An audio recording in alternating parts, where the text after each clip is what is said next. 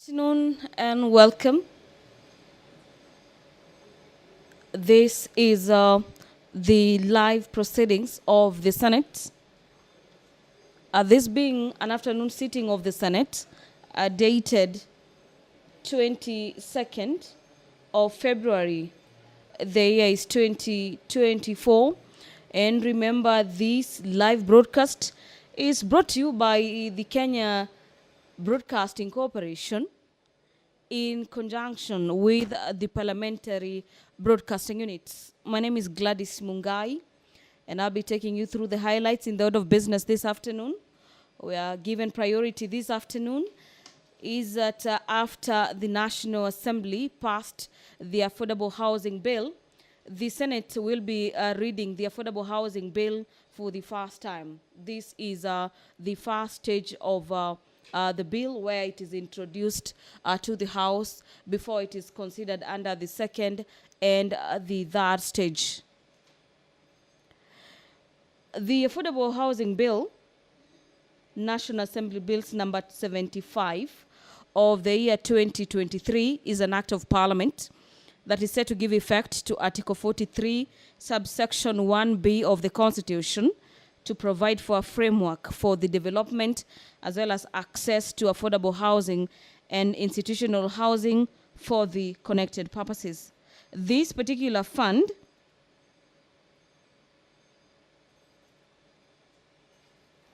will be set aside for various reasons. Among them is the provision of affordable housing in various counties across the 47 counties.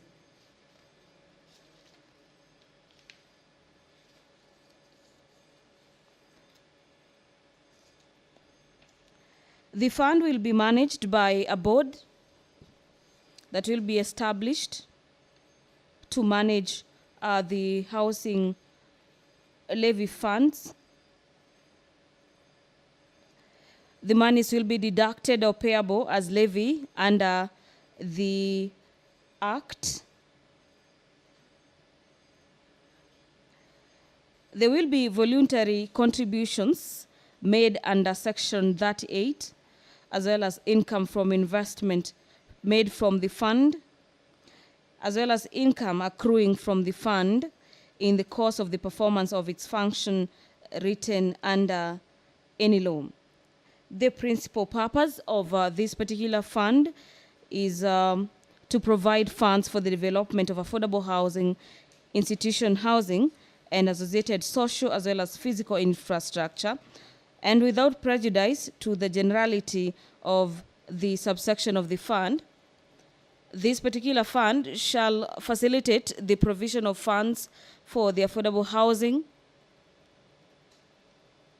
and affordable housing schemes in the promotion of home ownership, as well as provide low interest loans or low monthly payment home loans where applicable for the acquisition of affordable housing units within the approved affordable housing schemes. Away from the Affordable Housing Bill, the Senate this afternoon is set to debate a couple of bills. Among them is the Water Amendment Bill. This is National Assembly Bills number 33 of the year 2023. This particular bill is by the Senate leader of the majority party, Senator Aaron Cheriot. That notwithstanding, a couple of motions have been lined up for debate this afternoon. Among them is the report of the Mediation Committee on the County Government Additional Allocations Bill. This is National Assembly Bills number 23 of the year 2023 by the Senator for Kakamega County, Senator Boni Halwale, who is the co-chairperson of the Mediation Committee. If you're just joining us, the business of the Senate is just about to commence. Honorable Speaker Amason Kingi is presiding over the business this afternoon. Allow me to hand you over for this live broadcast brought to you by KBC in conjunction with PBU. Enjoy your viewing and good afternoon. To behold with abundant favor and blessings as your servants whom you have been pleased to call to leadership positions in this republic. We seek guidance to treat and consider all matters that shall come under deliberation in so just and faithful a manner as to advance the peace, prosperity, and welfare of our country and of those whose interests you've committed to our church. Amen.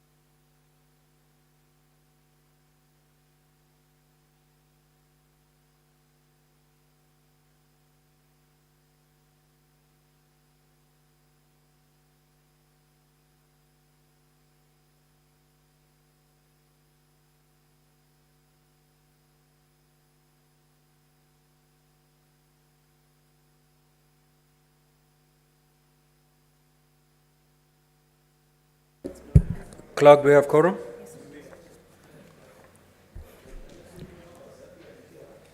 Honorable Senators, kindly take your seats. Clerk, you may proceed to call the first order, please. Order number 1, administration of oath. Order number 2, communication from the chair. Order number 3, messages. Senator Fulamu, kindly take your seat.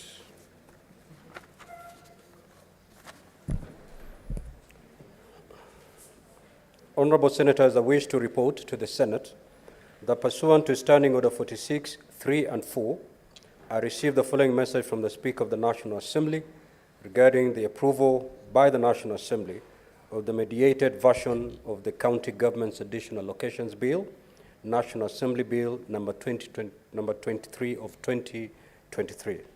The message, dated Wednesday, 21st of February 2024, was received on Thursday, 22nd February 2024, in the office of the Clerk of the Senate.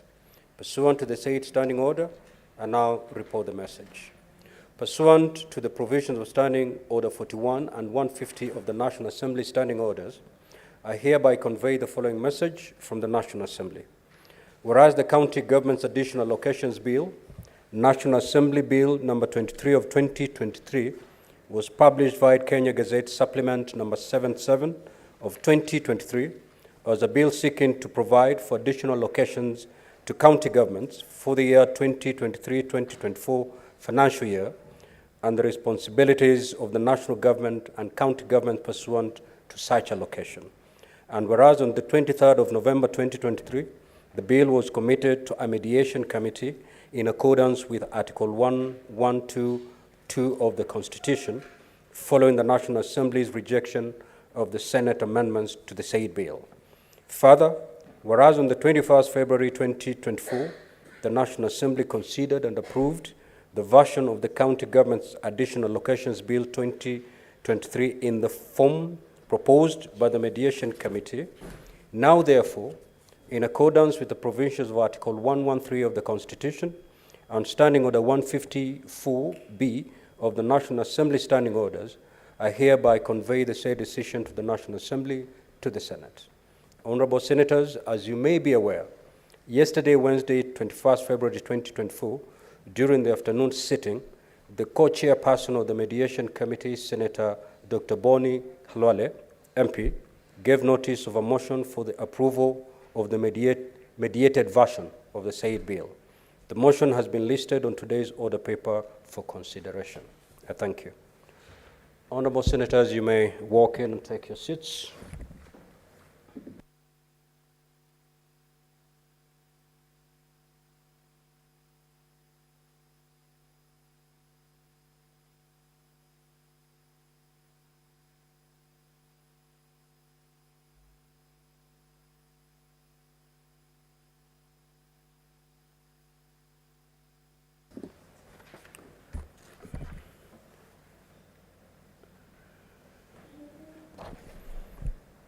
Honorable Senators, I have another message to pass. I wish to report to the Senate that pursuant to Standing Order 46, 3 and 4, I received the following message from the Speaker of the National Assembly regarding the passage by the National Assembly of the Affordable Housing Bill, National Assembly Bill number 75 of 2023. The message dated Thursday, 22nd of February 2024 was received in the office of the Clerk of the Senate on the same date. Pursuant to the said standing order, I now proceed to report the message. Pursuant to the provisions of Standing Order 41.1 and 142 of the National Assembly Standing Orders, I hereby convey the following message from the National Assembly. Whereas the Affordable Housing Bill, National Assembly Bill number 75 of 2023, was published via Kenya Gazette Supplement number 236 of 4th December 2023 and introduced pursuant to Article 109(4) of the Constitution as a bill seeking to provide a legal framework for development and access to affordable housing and institutional housing, and to give effect to Article 43(1)(b) of the Constitution on the right to accessible and adequate housing. And whereas the National Assembly considered the bill and passed it with amendments on Wednesday, 21st February 2024 in the form attached herewith. Now, therefore, in accordance with the provisions of Article 110(4) of the Constitution, I hereby refer the bill to the Senate for consideration. Now, Honorable Senators, pursuant to Standing Order 163, which requires that a bill which originates in the National Assembly be proceeded with the Senate in the manner as the bill introduced in the Senate by way of first reading in accordance with Standing Order number 144, I will direct the clerk to call out Order number 8 on today's supplementary order paper and read a first time the Affordable Housing Bill, National Assembly Bill number 75 of 2023. I thank you. Next order, clerk. Order number 4, petitions. Order number 5, papers. Majority Leader.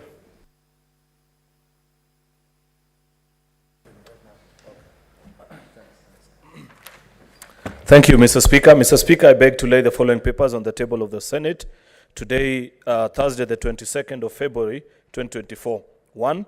Report of the Auditor General on the financial statements of the County Executive of Tharaka Nithi for the year ended 30th June, 2023. 2. Report of the Auditor General of the financial statement of the County of Tharaka Nithi for the year ended 2023.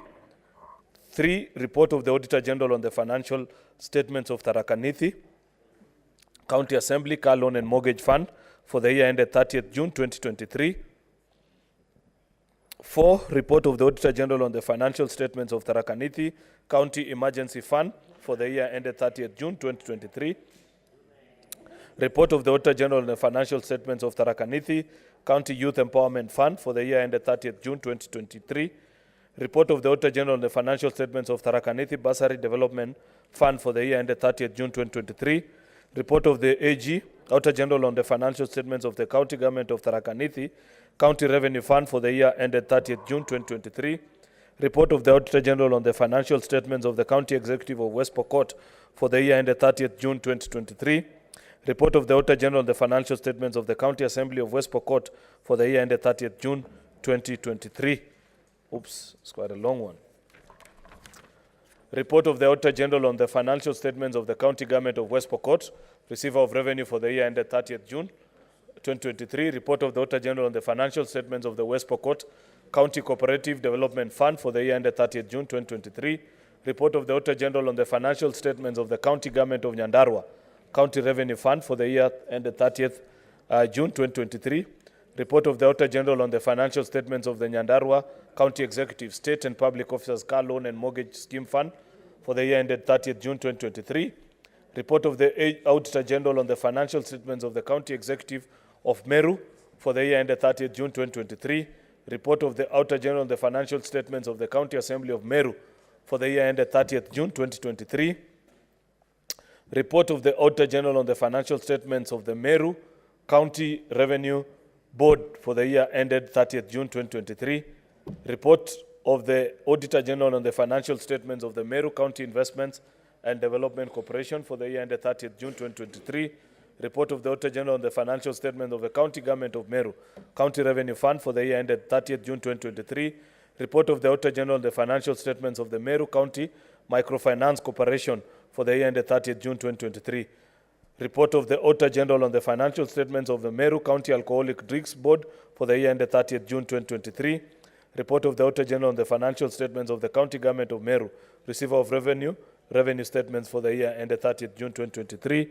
Report of the Auditor General on the financial statements of the County Executive of Turkana County for the year ended 30th June 2023. Report of the financial statements of the County Assembly of Turkana ended 30th June 2023. Report of the Auditor General on the financial statements of the County Executive of Kirinyaga for the year ended 30th June 2023.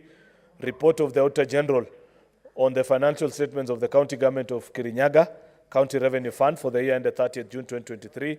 Report of the Auditor General on the financial statement of the Kirinyaga County Assembly Car Loan Fund for the year ended 30th June 2023. Report of the Auditor General on the financial statements of the County Executive of Embu for the year ended 30th June 2023. Report of the Auditor General on the financial statements of the County Assembly of Embu for the year ended 30th June 2023. Report of the Auditor General on the financial statements of the County Government of Embu County Revenue Fund for the year ended 30th June 2023. Report of the Auditor General on the financial statements of the County Government of Muranga, Receiver of Revenue, year ended 30th June 2023. Mr. Speaker, I beg to lay. Next order. Order number 6, notices of motion. Senator Sotsi.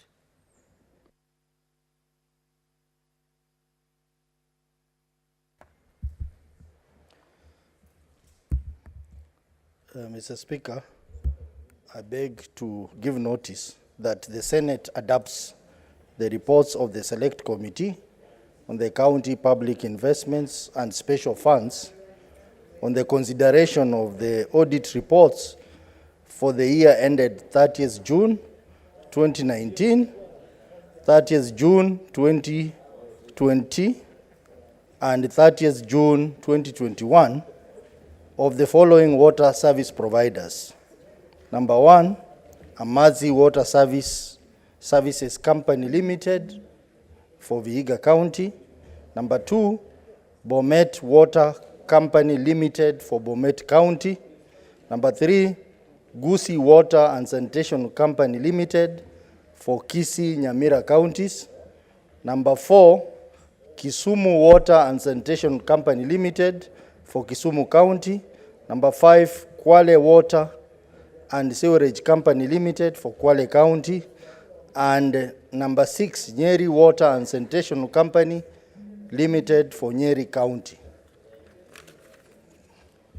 And the audit reports of the Wajir Water and Sewerage Company Limited for the year ended 30th June 2021, laid on the table of the Senate on Thursday, 23rd November 2023. Thank you, Mr. Speaker.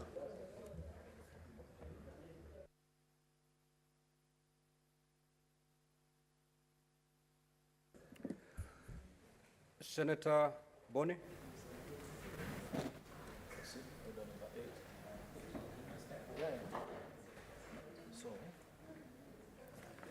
Just hold on, Senator Boni. Just hold on. Just proceed to call the next order. Order number 7, questions and statements. Senator Fernande. Thank you, Mr. Speaker, sir. Request for statement on the police raid on businesses in Isli over counterfeit products. Mr. Speaker, sir, I raise pursuant to Standing Order 53-1 to seek a statement from the Standing Committee on Trade, Industrialization, and Tourism regarding the police raid on businesses in Isli, Nairobi County over counterfeit products. In the statement, Mr. Speaker, sir, the committee should, one, explain the circumstances that led to the raid by the police on the businesses in Isli, occasioning a confrontation with the local business community, causing a loss of business and damage to property. Number two, Mr. Speaker, sir, explain whether the multi-agency operation, which was conducted in private businesses and homesteads, was done in compliance with the law, specifically whether the multi-agency team had obtained warrants or court orders to conduct the raid in Isli.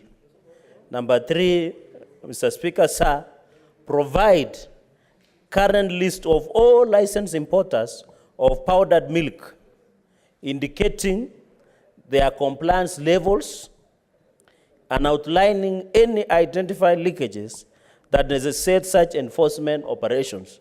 Mr. Speaker, sir, number four, state specific measurements implemented by Kenya Revenue Authority, KRA, Kenya Bureau of Standards, KEBS, and the Kenya Dairy Board to ensure imported goods are compliant with the requisite standards at the ports of entry.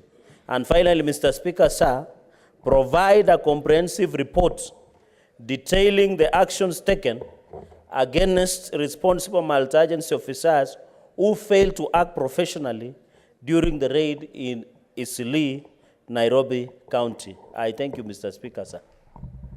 Senator Joseph Kamau.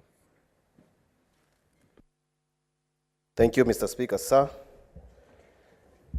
Mr. Speaker, I rise pursuant to Standing Order 53-1 to seek a statement from the Standing Committee on Roads, Transport, and Housing regarding the provision of National Transport and Safety Authority, NTSA, services to the Huduma Center in Lamu County.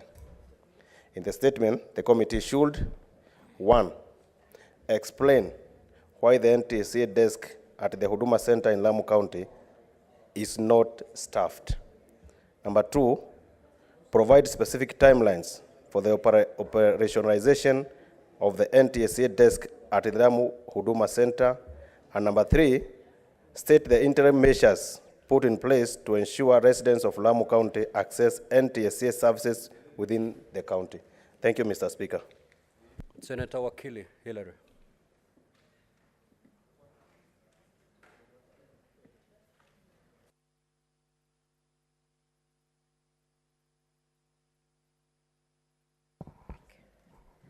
Thank you very much, Honorable Speaker. There is a request for a statement on the status and welfare of early childhood development education teachers in Bomet County.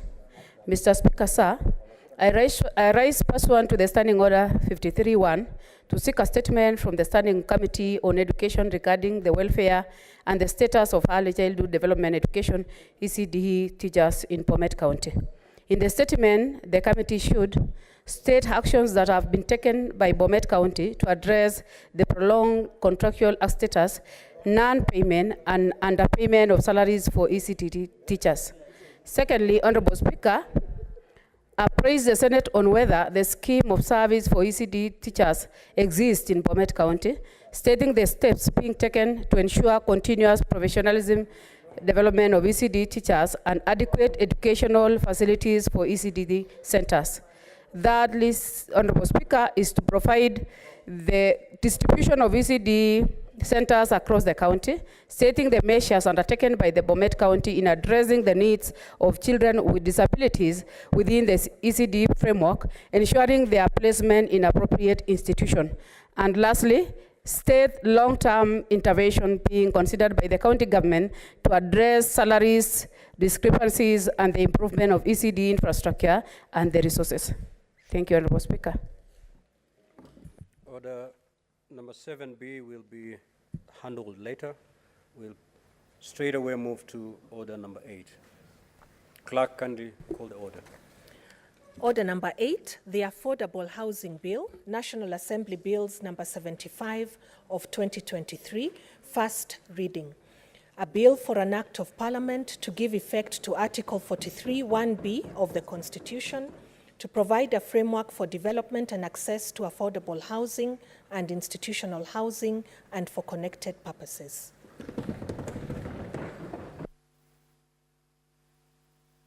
Next order.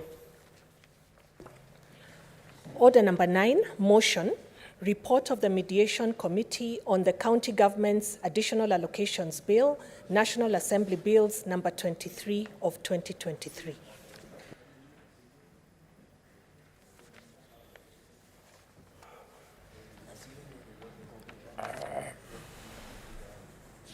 Thank you, Mr. Speaker. Mr. Speaker, I rise to move the following motion, being the motion on the mediated version of the County Government's Additional Allocations National Assembly Bill number 23 of the year 2023. Mr. Speaker, sir, I beg to move that the County Government's Additional Allocations Bill, National Assembly Bill number 23 of 2023, which was published on 24th of May 2023. The National Assembly considered and passed this bill on the 25th of June 2023, and consequently, in accordance with Article 110(4) of this Constitution, the bill was referred to this Senate for concurrence. The overall objective of the bill is to provide additional allocations to counties from the national government's share of revenue pursuant to Article 190 and Article 202(2) of the Constitution. Further, Mr. Speaker, the bill provides for additional allocations from loans and grants from development partners. The bill for the financial year 2023-24 comprises the following additions, Mr. Speaker. 1, allocations to counties from the national government's share of revenue.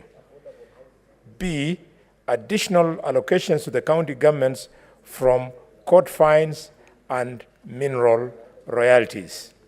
3, conditional allocations from proceeds of loans and grants from development partners. And finally, 4, the national government's expenditures on devolved functions to be converted to additional conditional grants to the county governments. Mr. Speaker, sir, the Senate reviewed the bill and passed it with various amendments that were communicated back to the National Assembly on the 26th of October 2023. Some of the Senate amendments were inclusion of the additional conditional allocation of 424.6 million meant for the transfer of library services, and inclusion of additional conditional allocations financed by a grant from the Javan Development Bank, KFW, to finance the locally led Climate Action Program, FLOCA, County Climate Resilience Grant amounting to 1.2 billion. Mr. Speaker, the National Assembly considered the Senate amendments to the bill and rejected them. It is in this regard that the bill was committed to a mediation commitment committee in accordance with Article 113 of the Constitution. The National Assembly Speaker, in accordance with the provisions of the standing orders, appointed the following members to the mediation committee, namely Honorable Dindi Nyoro, Honorable G.K. Kariuki, Honorable Mary Emase, Honorable Antonio Luoch, Honorable Catherine Omanyo, Honorable Joshua Kimilu, and Honorable Kipchumba Toroitich. And on the part of the Senate, the following were appointed: myself as the team leader, Shakil Abdallah Mohammed, Veronica Waheti Maina, Esther Anyeni Okenyeri, Senator Lengu Oleseki, Eddie Kasheru, and Betty Batuli Motet. However, Mr. Speaker, The mandate of the Mediation Committee is set out in Articles 112 and 13 of the Constitution of Kenya, Standing Order number 149, and in the National Assembly Standing Orders, Standing Order number 166 of the Senate Standing Orders. The scope of the committee's mandate, Mr. Speaker, is to consider bills where the houses do not agree on all or any of the recommendations made by either house, to attempt to develop a version of a bill that both houses will pass. Mr. Speaker, sir, the committee held 2 sittings to deliberate on this matter. Senator Khalwale, CBS MP, and Honorable Dindi Nyoro, CBS MP, were elected as co-chairs of the committee pursuant to Standing Order number 166(4) of the Standing Orders of the Senate and 149(4) of the Standing Orders of the National Assembly. The committee received a submission from the National Treasury Economic Planning. The submission is attached to the report tabled in this House. Mr. Speaker, while considering the bill, the committee's attention was drawn to the supplementary estimates 1 for the financial year 2023-24, approved in November 2023, which led to a number of changes in the budget outlay of the national government. The changes, Mr. Speaker, substantially altered the resources to be dispersed to counties as additional allocations. The affected items included, Mr. Speaker, 1, conditional allocation towards the leasing of medical equipment. This was revised to 0 from the initial 5.862 billion. Conditional allocation for aggregated industrial parks, this was reduced by 200 million from 4.7 billion to 4.5 billion. And finally, the conditional allocation from the proceeds of loans and grants from development partners, some had increment while others had reductions. Upon deliberations, the committee considered the contentious issues and, in accordance with Article number 113 of the Constitution, developed an agreed version of the bill. This agreed version of the bill, Mr. Speaker, took into account the following recommendations. 1, insertion of a new clause 55E to provide for additional conditional allocations of the transferred library services amounting to 162.85 million. This amount will be allocated to counties which had a shortfall upon receiving the allocation which was included in the equitable share. And 2, the committee noted that though the framework of disbursement of mineral royalties to the beneficiary counties was yet to be finalized and approved, the unconditional allocation of mineral royalties should be retained in a bill as it is an entitlement to beneficiary counties under Section 183, 5B of the Mining Act of 2016. And finally, 3, additional allocations on leasing of medical equipment. The committee noted that there are many challenges experienced in implementing this project, such as lack of specialized personnel and the necessary infrastructure to absorb the equipment in some counties. Therefore, the committee resolved that the allocation for leasing medical equipment amounting to 5.862 billion be deleted. Number 4, variations in loans and grants from development partners. Financing locally led climate action, also known as FLOCA. The committee concurred with the recommendations of the National Treasury to increase conditional allocations relating to climate change response to form the 4.9 billion to 7.9, from 4.9 billion to 7.9 billion. Further that the increase in this allocation be reflected in the national government supplementary estimate 2 for the financial year 2023-2024. These additional resources comprise of the following, Mr. Speaker: A, FLOCA; component amounting to 517 million, and B, another FLOGA component amounting to 6.2 billion, and another FLOGA component amounting to 1.2 billion. Under clause 5.9, the committee recommended an amendment to ensure that all additional allocations to county governments, except the unconditional allocations from county fines and fees under clause 5.2 of the bill, be transferred to the respective county revenue fund accounts by the implementing ministries, departments, and agencies. The National Treasury shall therefore disperse allocations from court fines and fees directly to these counties.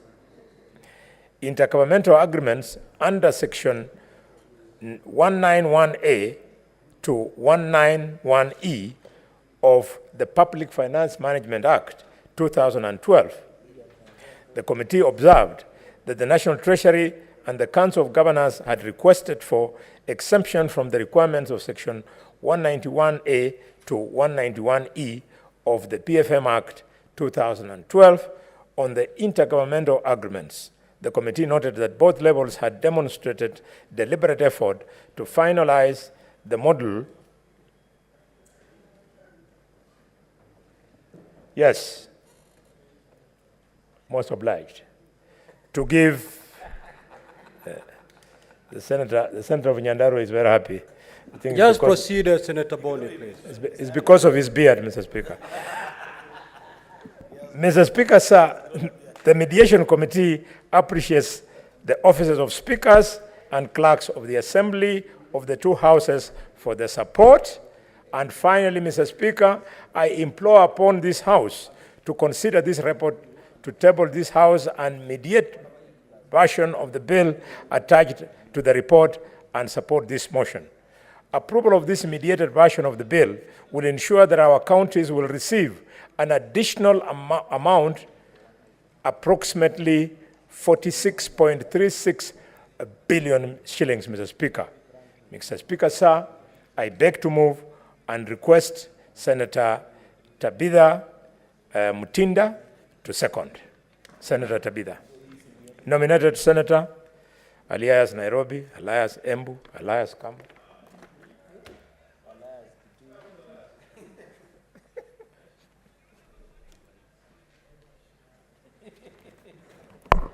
Thank you, Government Whip, Senator Boni. And I rise, Mr. Speaker, to second this report. I'm very obliged to second, and I want to start seconding by very much appreciating the members of the committee who took their time, especially, of course, from the Senate side that have been mentioned, of course, by the leader of the team, who's Senator Boni, AC, Veronica, Shakila, Lenku, Eddie, Senator Montet. We are so grateful. And we are so grateful because our mandate as Senate, Mr. Speaker, apart from oversight, representation, and legislation, you realize that we fight that counties get more funding. From where I sit as the Vice Chair of Finance, these are deliberations that each and every year we continue focusing on the issues of CARA, on the issues of DORA, and looking at the mediation process, because this is a bill as finance team that we had already processed. But of course we had some hitches, but I'm very happy that there was positive conclusion, also with the leadership of the National Assembly led by none other than Didi Nyoro, Mr. Speaker. I want to state that looking at the subject that we're going to be having in terms of the equitable share, that we focus, of course, on increasing, the issue of the medical equipments, Mr. Speaker, we had looked at it, and then you realize, even you having been a governor for the last 10 years, paying medical equipments whereby they are not to the standards, then it becomes an unnecessary cost. But I'm happy because now that cost has been removed from 5.8 billion to 0. That is an excellent from the team, and it is funds that, of course, can be rediverted.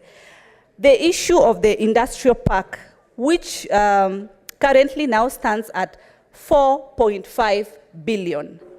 Definitely with our manifesto, as we have always mentioned, the industrial park is very key to each and every county. Of course, economic empowerment and other developments that come with it. It's an achievement both for the counties and both for the national level, because in this, then we are able to... Honorable Senators, kindly, you may consult, yes, but do it in a manner that you don't disrupt business of the House. Proceed, Senator. Thank you, Mr. Speaker. The other issue that has come has been on serious discussions in our committee, Mr. Speaker, is the issue of the library funds amounting to none other than 425 million for the 33 counties, Mr. Speaker. This is money that Treasury has been lagging behind in ensuring that counties get this money. Putting in mind that before the devolved government came in place, we've had staff in the different libraries in the different counties. And without them getting these funds, then it also delays in terms of their administrations and their cost, recurrent costs that should be in place. So I'm happy if this also issue has been sorted in terms of the libraries amount, 425, for the 33 counties, Mr. Speaker. Mr. Speaker, as a Committee of Finance, we also tackle loans and grants, and especially grants. And I'm happy that the issue of the grants, some have, of course, increased, as we've seen. Some have also reduced. But why the reduction and why the increments? It also depends with what the governors are using the money for. Is it value for the money from what the donors are giving? And I want to urge my colleague senators, especially the elected 47 senators, who have had the privilege to receive the oversight fund, to be able to ensure, as we fight as Senate and as a Committee of Finance, to ensure that we give these monies to the county. The money that you have received for oversight, try and assist us as finance before the matters come to CPIC, before the matters come to PAC committees, that you are able to ensure you oversight and ensure that these funds are able to ensure the local mwananchi as required. Finally, on the issue of the minerals, is something that we've also been able to discuss, and I'm happy that it's been positively concluded, the court fines issue. The exciting issue, actually, Mr. Speaker, as I conclude very fast, is on the issue of the monies for the climate change from FLOCA. The President is very, very focused on the issue of the climate change. He's leading this conversation. And I want to state that the counties, Mr. Speaker, in these sums of money that we've seen, we have the 517 million from the county climate institutional support. We also have the 6.2 billion. We have 1.2 billion. My colleague senators, it is wise to know from the Committee of Finance that there are so many funds that are going to the counties. And I want to urge you to kindly ensure that total oversight is done for our people to benefit from the devolved government, Mr. Speaker. With those few and many remarks, Mr. Speaker, I do support. You second or you support? Sorry, Mr. Speaker, I do second. Thank you. Thank you.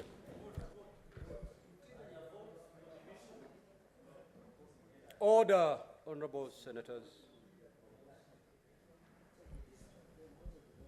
Honorable senators, I will now proceed to propose the question, which is that the Senate adopts the report of the Mediation Committee on the County Government's Additional Allocations Bill, National Assembly Bills number 23 of 2023, laid on the table of the Senate on Wednesday, 21st February 2024, afternoon sitting, and pursuant to Article 113 of the Constitution and Standing Order 167.3, approves the mediated version of the County Government's Additional Allocations Bill, National Assembly Bills number 23 of 2023. Now, honorable senators, the floor is open for intervention from amongst you. However, I would just want to make this, or to remind you that you debated this bill.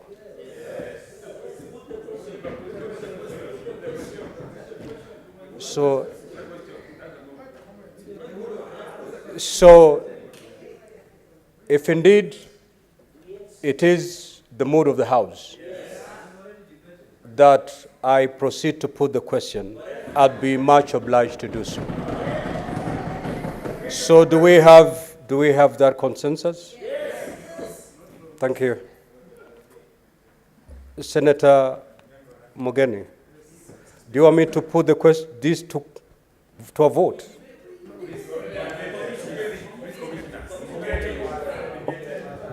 Do you have something to say, Senator?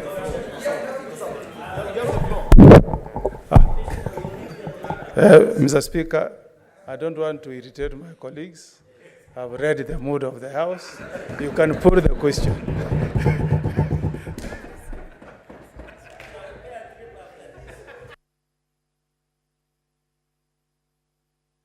So, honorable senators,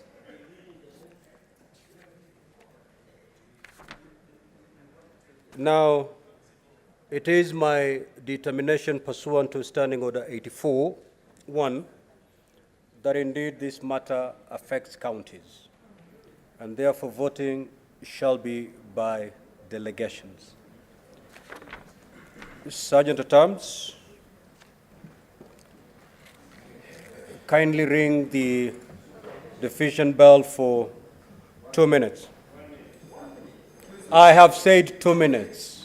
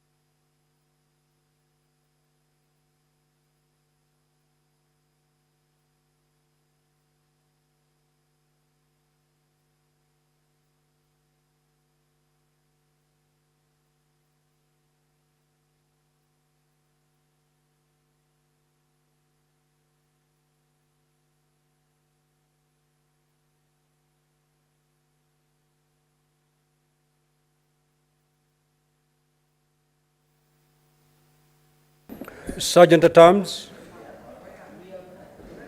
kindly proceed to close the door and draw the bar.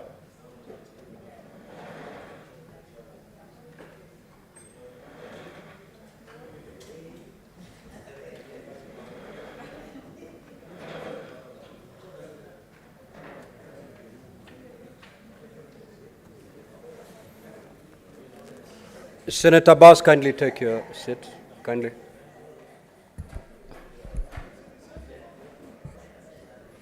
Now, honorable senators, I will proceed to put the question, which is that the Senate adopt the report of the Mediation Committee on the County Government's Additional Allocations Bill National Assembly Bills number 23 of 2023, laid on the table of the Senate on Wednesday, 21st February 2024 afternoon sitting. And pursuant to Article 113 of the Constitution and Standing Order 167.3, approve the mediated version of the County Government's Additional Locations Bill, National Assembly Bills number 23 of 2023. Now, honorable senators, voting shall be electronically, and therefore at this juncture kindly log out. Log out. As the honorable senators log out, Sergeant at Arms, go around and pick any card that is remaining logged in the delegates unit. Once you're done doing that, Sergeant at Arms, kindly let me know so that we proceed to the next step.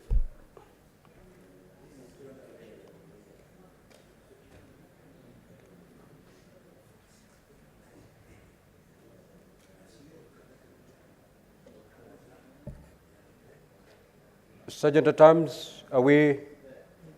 Senator Boni, you ought to be seated down when the chair is absent. Sergeant at Arms, we're good to go? Honorable senators, kindly log back.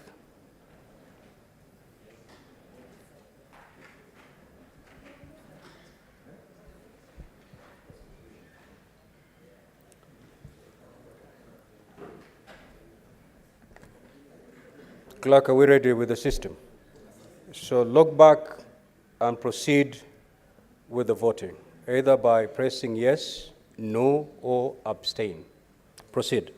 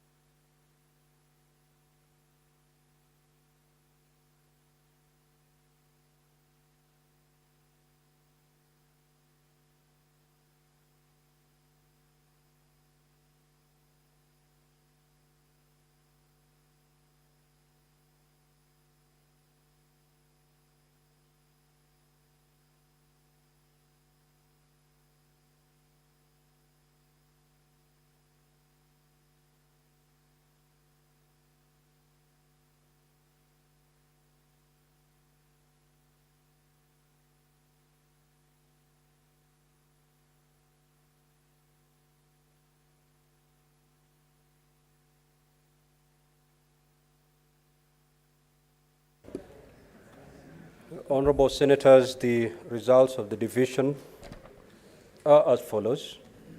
Ayes 26 votes, nays 0, abstention 0. So the ayes have it. Clerk, we shall now resume by taking order number 7B. Sergeant at Arms, kindly withdraw the bar and open the doors.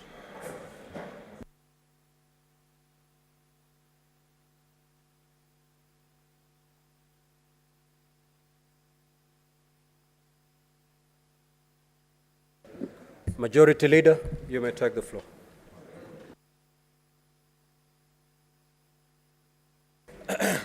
Thank you, Mr. Speaker. Mr. Speaker, sir, I rise pursuant to Standing Order number 57-1 to present to the Senate the business of the House for the week commencing Tuesday, the 27th of February, 2024. During the morning sittings on Wednesday, 21st February, 2024, the Senate considered and passed 7 bills. Mr. Speaker, I think that is a record. I don't recall a time before where in one sitting we have succeeded to pass 7 bills in one sitting. Therefore, Mr. Speaker, from the bottom of my heart, allow me to appreciate colleague senators for that stellar performance this week on Wednesday. We passed the County Licensing Uniform Procedures Bill, a very important bill that provides for the uniform application of licensing procedures in all our 47 counties, and you understand the difficulties that have been existing. The County Agricultural Livestock Extension Services Bill, very important bill for our farmers, and that colleagues passed. The Manx Bill, Startup Bill, Persons with Disability Bill, Kenya Sign Language Bill, and equally important, the Equalization Fund Appropriation Bill. 7 bills that colleagues have passed. The bills now have been referred to the National Assembly for consideration. I take this opportunity to commend honorable senators for their zeal and dedication in the presence of the chamber for the voting process, and urge all of us to carry on with the same spirit during this particular session. Mr. Speaker, sir, there are currently 33 bills at the second reading stage and 4 at the committee of the whole stage. These bills will be scheduled in the order paper and programs for the business of the coming week. I urge honorable senators to please familiarize themselves with this, with the order paper for every sitting day, to take interest in the coming business as indicated in the notice paper, and to avail themselves in the chamber to contribute meaningfully to debates.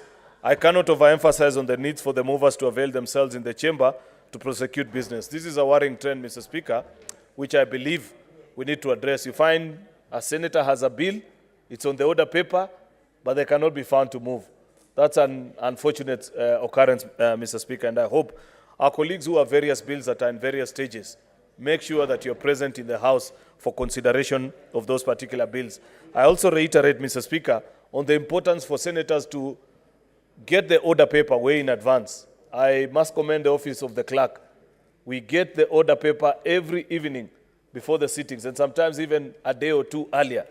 And you're able to tell what business is before the House. The SBC meets more than a week in advance. They prepare the legislative business, and therefore, there is no excuse, Mr. Speaker, for senators not to contribute meaningfully, Mr. Speaker, not just to rise and respond based on rumors, Mr. Speaker. This, by the time we are 1.5 years into your term, Mr. Speaker, I expect to see colleagues with Senate colleagues, Mr. Speaker, with notes that they have prepared prior to coming to debate in this House, with factual findings about why they agree or disagree with certain provisions that are in a particular bill, Mr. Speaker.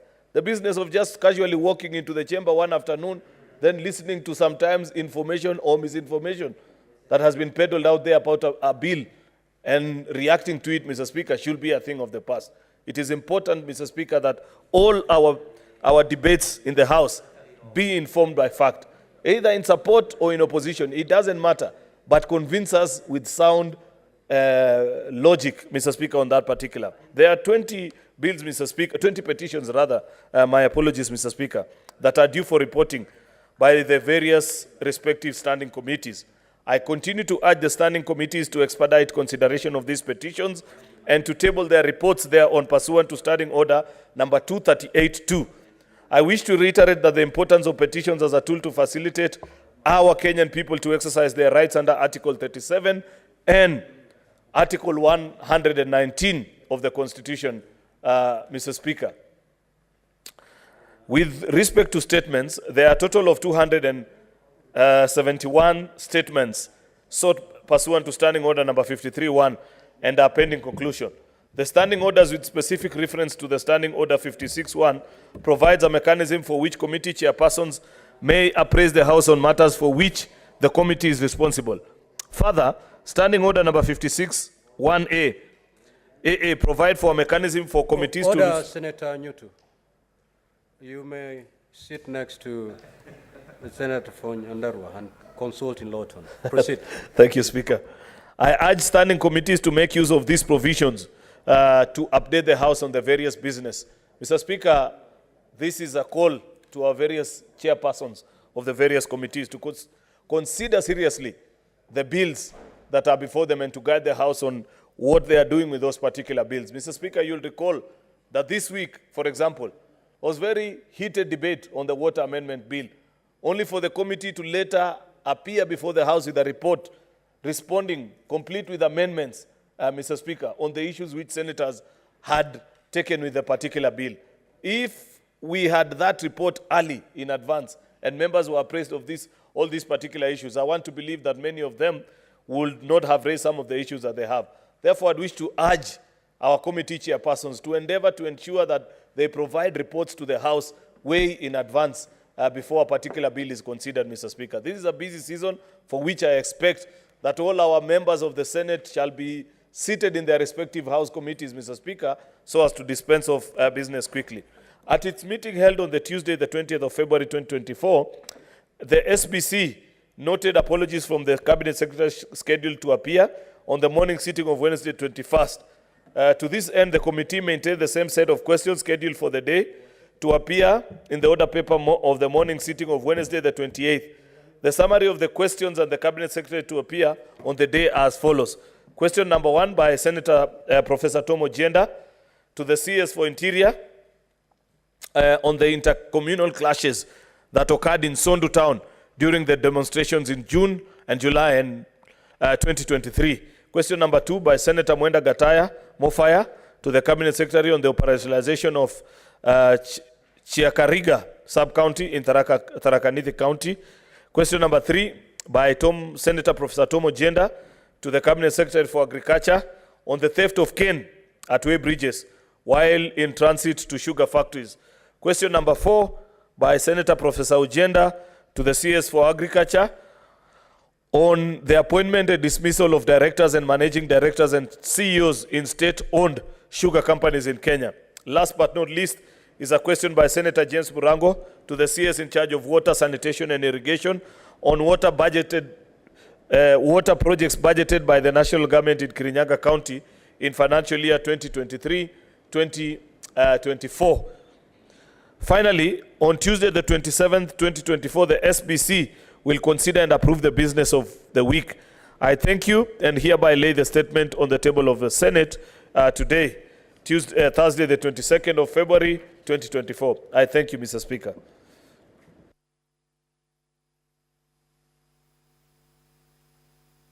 Before the clerk calls the next order, allow me to make the following communication. In the public gallery, we have 43 students, accompanied by 2 lecturers from the University of Embu Environmental Club, who are undertaking an education visit in the Senate. Honorable Senators, in our usual tradition of receiving and welcoming visitors to Parliament, I extend a warm welcome to them, and on behalf of the Senate and on my own behalf, wish them a fruitful visit. I will allow the Senator for Embu, Senator Mundigi, under 1 minute. Under 1 minute, Senator, to extend words of welcome. Asanti Bwana Spika kwa kunipa ruhusa nikaribishe wanafunzi wa chuo kikuu ya Embu wakunje wajifunze Sitaki kuongea mengi kwa sababu mmeona vile kulikuwa mko na bahati, mmekaa hapa karibu lisali moja, kwa hivyo mmejifunza ya kutosha. Kwa hiyo namkaribisha. Nikimalizia nataka nimwambie Mkirundi ndio muwe senator wa kesho ama leaders wa kesho. Mambo ya pombe, dawa za kulevya, hizo zote mkiendelea nazo hamtaweza kukaa vizuri. Ya mwisho vile umeona hapa ikiendelea, tuko hapa, tuko kitu kimoja. Kuna senator walio wachache na walio wengi, lakini tuko kitu kimoja. Tukitoka huko nje ni mnaona kuna kuanga na sinda, lakini tuko kitu kimoja. Asanti. Mkirundi muende mpeane salamu ya senators wote kutoka Senate ya Kenya. Asanti Bwana Speaker.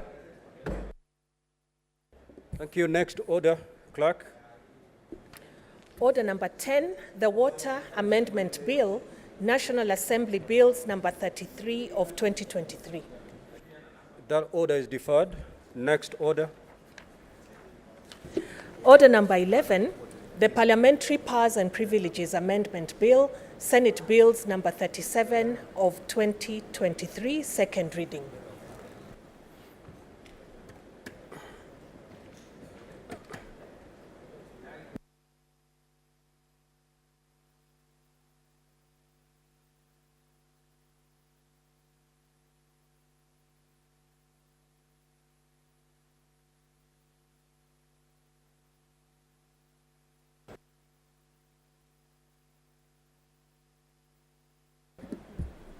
Senator Osotsi, you're the mover of this bill.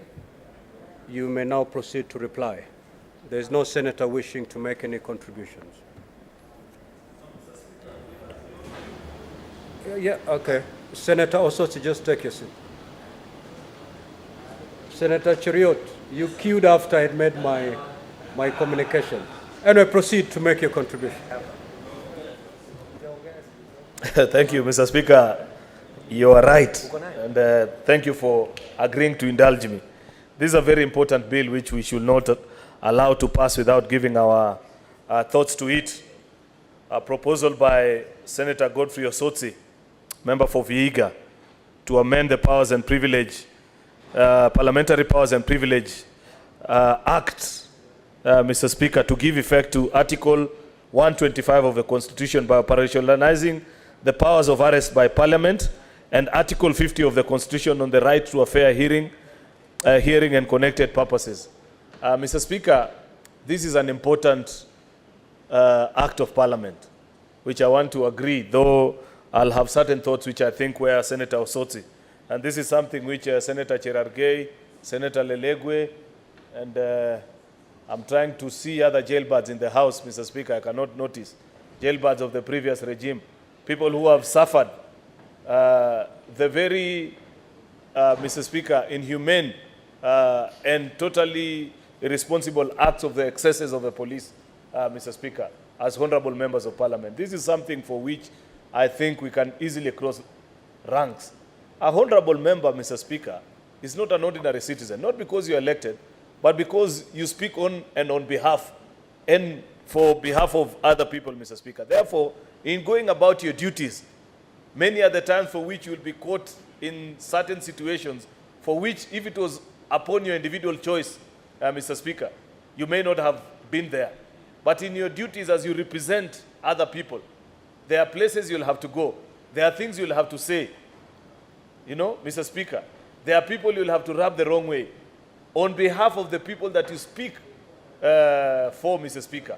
And that is not an easy exercise. And therefore, the casual nature with which I see members of Parliament many times just arrested, you know, from bars and I don't know what, dragged, as used to happen in the dreaded days of the handshake, Mr. Speaker, is something that we need to lay behind, so that members of Parliament, just like other ordinary citizens, can feel that they enjoy the very rights under our Constitution that we so proudly enjoy, Mr. Speaker.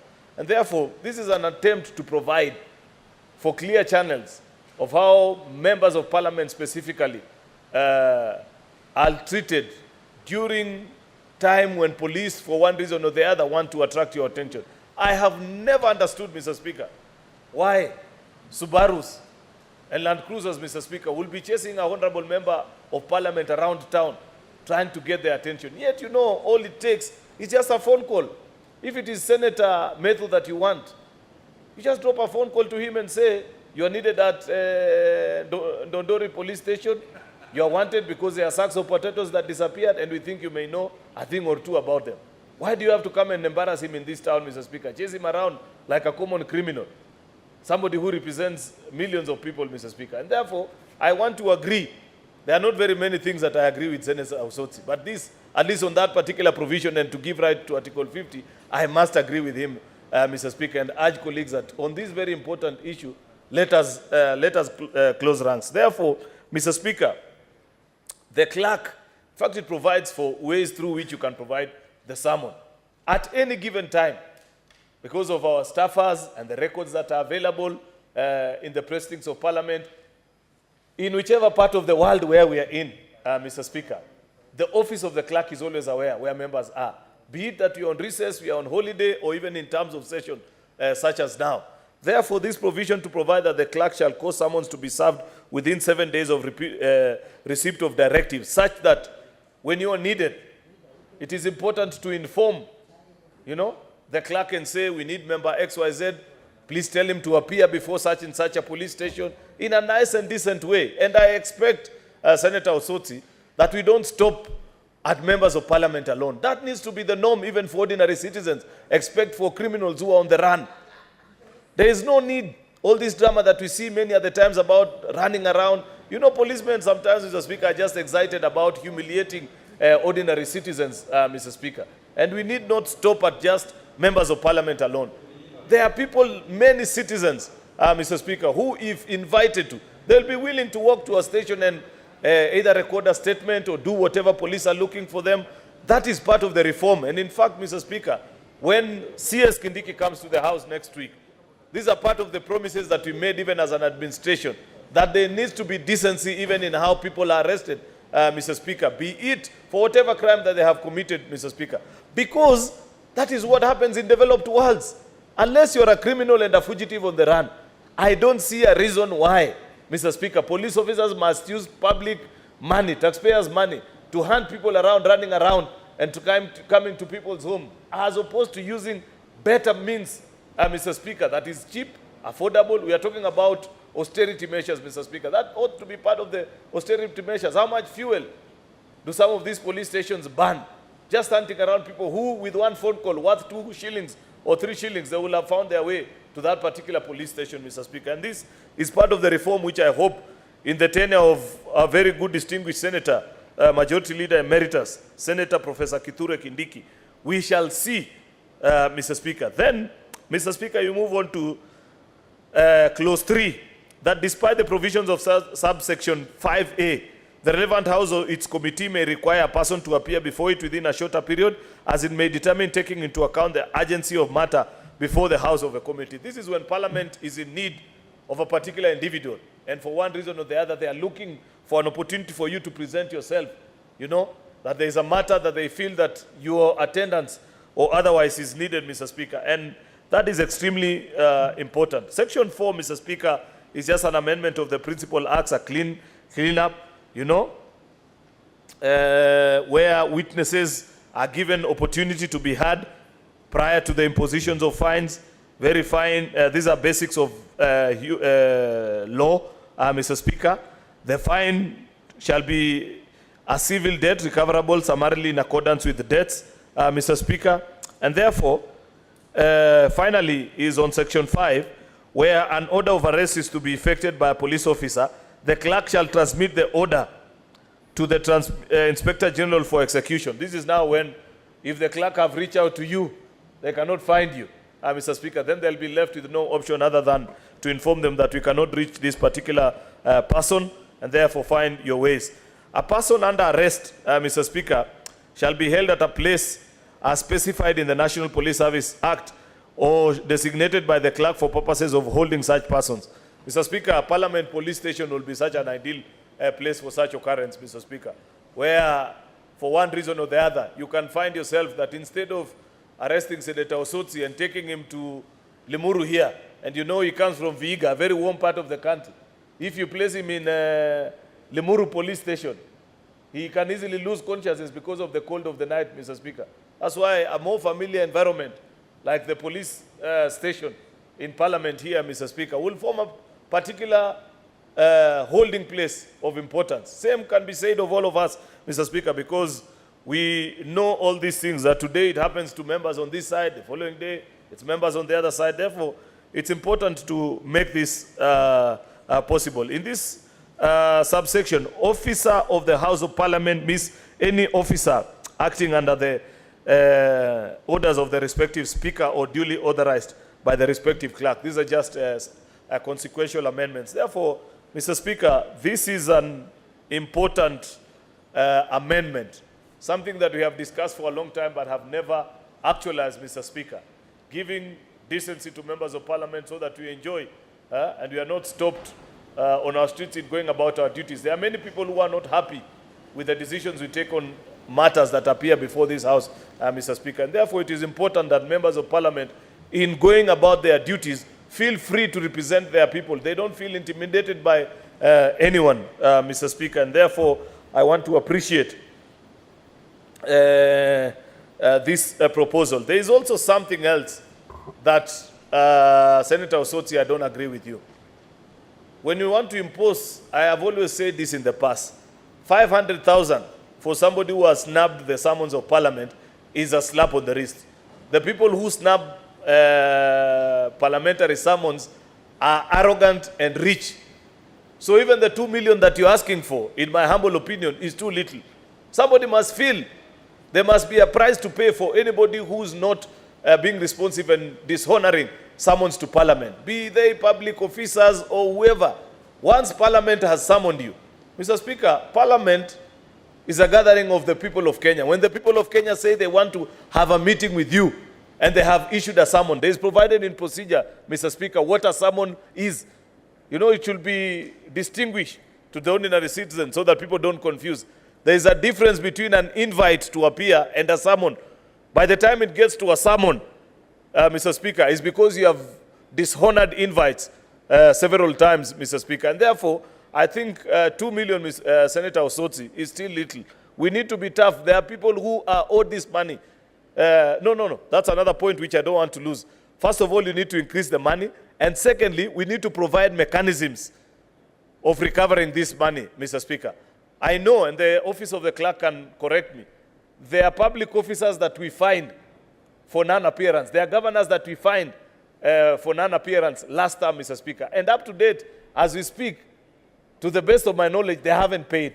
I wish you will have provided here, Senator Osotsi, for ways of recovering that money. The way in a court of law, if you are found to have dishonored a fine, Mr. Speaker, the court finds way of either selling goods that are known to you or finding way of enforcing this particular fine. So, Senator Osotsi, before we conclude on third reading, that is something which I want to plead with you. Increase the amount to something like 5 million Kenya shillings and also ways of enforcing, Mr. Speaker, so that we find ways of compelling people to pay that particular fine. With those very many remarks, Mr. Speaker, I beg to support and appreciate the industry that has gone to into the thinking of making this bill. I thank you, Mr. Speaker. Senator Moruma.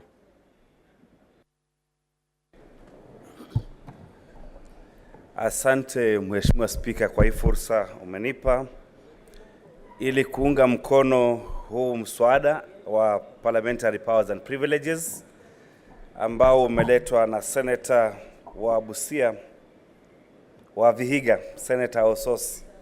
Kusema ukweli, huu ni mswada mzuri ambao unapatia uhai ibara ya 125 ya katiba ya kwamba bunge inaweza ita mtu yoyote ili kuja kutoa ushahidi, na ibara ya 50 ambayo inapeana ruhusa kwa mtu yoyote kusikizwa.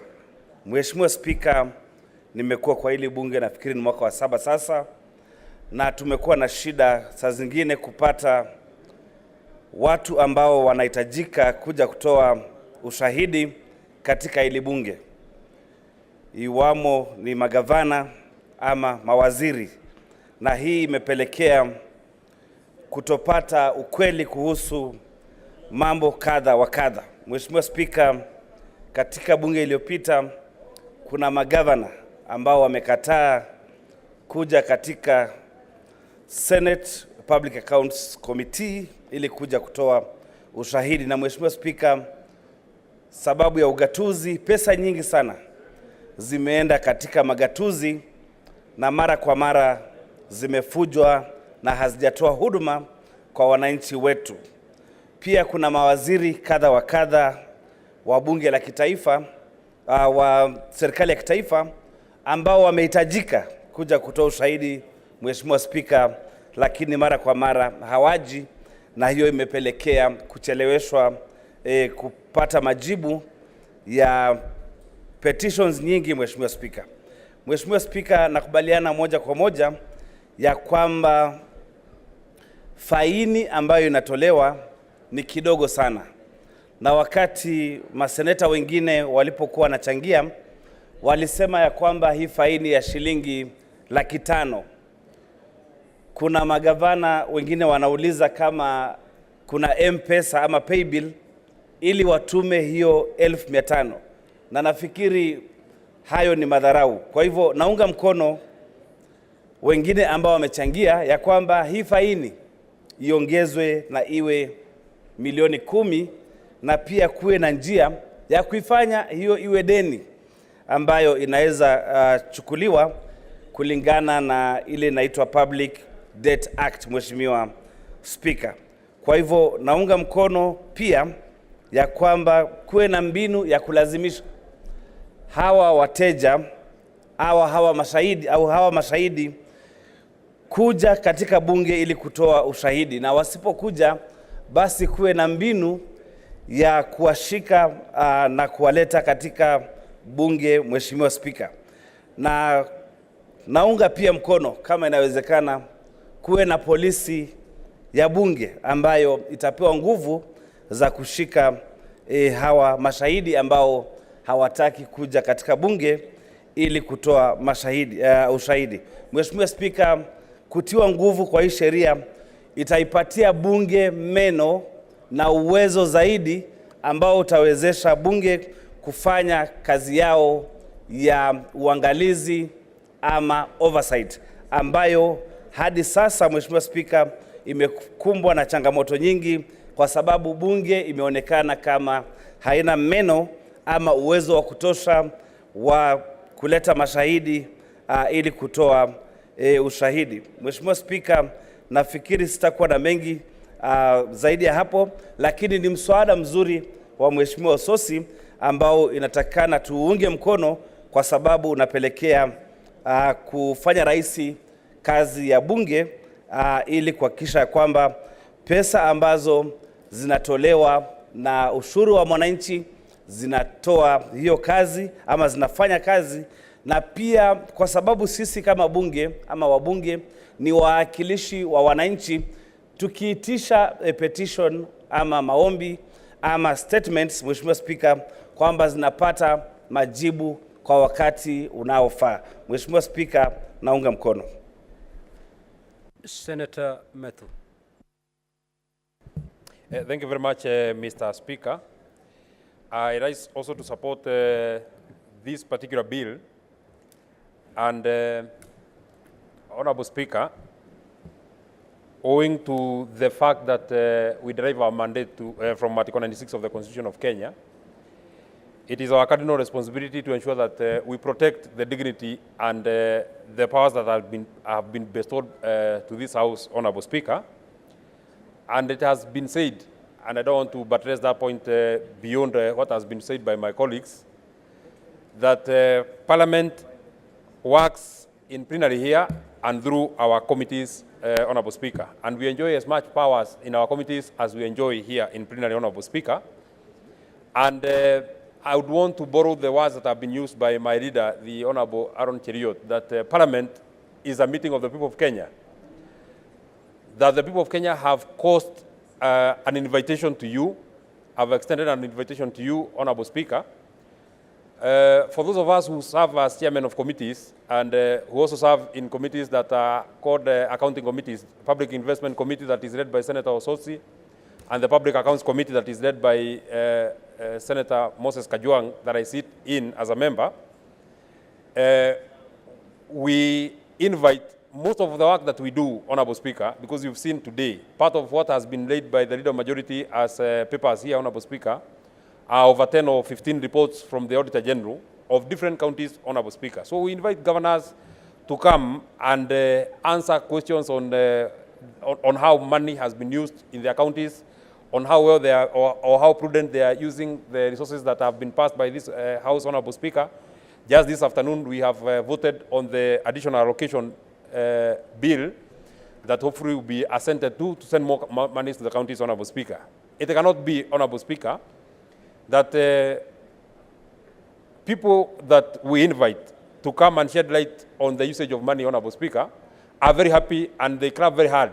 I saw them when they had a retreat with the President in Naivasha. They are really insisting that their money must remain at 450 billion. They are very happy to ask and urge the Senate to send more money to the counties, Honorable Speaker. But when we call them to come and account for that money, Honorable Speaker, we get a lot of problems from the witnesses that we invite here to come and answer questions, Honorable Speaker. I'm particularly excited, Honorable Speaker,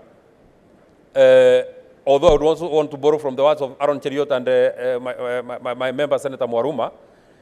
We have been ridiculed by those that we invite. You know, before we get to a sermon, because it is fair that we elucidate this point, Honorable Speaker, before we get to summoning a witness, Honorable Speaker, there's an invitation that has been extended. From the President has been set, especially for the accounting committees, those members of the county executives and the county assemblies that are supposed to appear before the two committees, Honorable Speaker, are given a 1 month notice to come and appear. After 1 month, you fail to come is when we issue summons, Honorable Speaker. Honorable Speaker, we have been treated to some of the, we are given some very ridiculous reasons as to why witnesses are not able to appear before committees, Honorable Speaker. Just the other day, I wish there were members of the Public Accounts Committee who are here. I can see Senator Mariam is here. Just the other day, we were told by one certain governor that they are not able to come to appear before Public Accounts Committee because they are attending some prayers at some place that I would not want to mention, Honorable Speaker. But that morning of the day that we were sitting, Honorable Speaker, the same governor was on a TV show in the morning. So they find more value in attending a TV show, Honorable Speaker, than coming to a meeting that has been called by the people of Kenya or a gathering of the people of Kenya, Honorable Speaker. It is these excesses of some of our partners that we are supposed to work with, Honorable Speaker, that we need to firm up these Powers and Privileges Act, Honorable Speaker. So, just the other day also the Public Investment Committee, I think, fined a governor, and the governor was hard. I know it is not on record, Honorable Speaker, but the governor was hard asking, is there an M-Pesa number that I can send the 500,000, Honorable Speaker? Because 500,000 is money that you can send via M-Pesa. You know, they find that money too little that they can just miss. Then another fine is imposed on them. They send 500,000. Another fine is imposed on them. Another 500,000, Honorable Speaker. So, Honorable Speaker, we must ensure that a person feels the pain so that they're able to respect this House and they're able to respect the committees of this House, Honorable Speaker. So, even the 2 million that has been proposed by Senator Godfrey Osotsi, Honorable Speaker, we need to push it to either 5 million or 10 million, Honorable Speaker, so that people can understand and get to understand how important it is to appear before Parliament so that you're able to answer these particular charges, Honorable Speaker. My second and final comment that I would want to make on this matter, Honorable Speaker, we must also get a framework of ensuring that we are able to actually get this money when we impose this fine. It's not just about imposing a fine. It is imposing a fine and having a mechanism of ensuring that you can be able to recover this fine. If we impose a fine of 10 million on the person of a certain cabinet secretary that has refused to honor summons of Parliament, Honorable Speaker, how do we recover that money? So that we are able to recover from their own account, Honorable Speaker. It should actually even be in law, and I think we should be able to propose. If you are not able to meet your loan obligations, Honorable Speaker, you are sent to CRB. we as Parliament should have a mechanism of ensuring that if you have been fined by Parliament and you have not been, that money has not been recovered, you are listed on CRB as a person who is not creditworthy, so that you cannot get credit anywhere, whether you are serving on and that time that you are not serving, until you are able to meet that fine that you have been imposed on you, Honourable Speaker. So we must have a mechanism, Honourable Speaker, of ensuring that we can be able to recover this money, Honourable Speaker. Finally, on the last part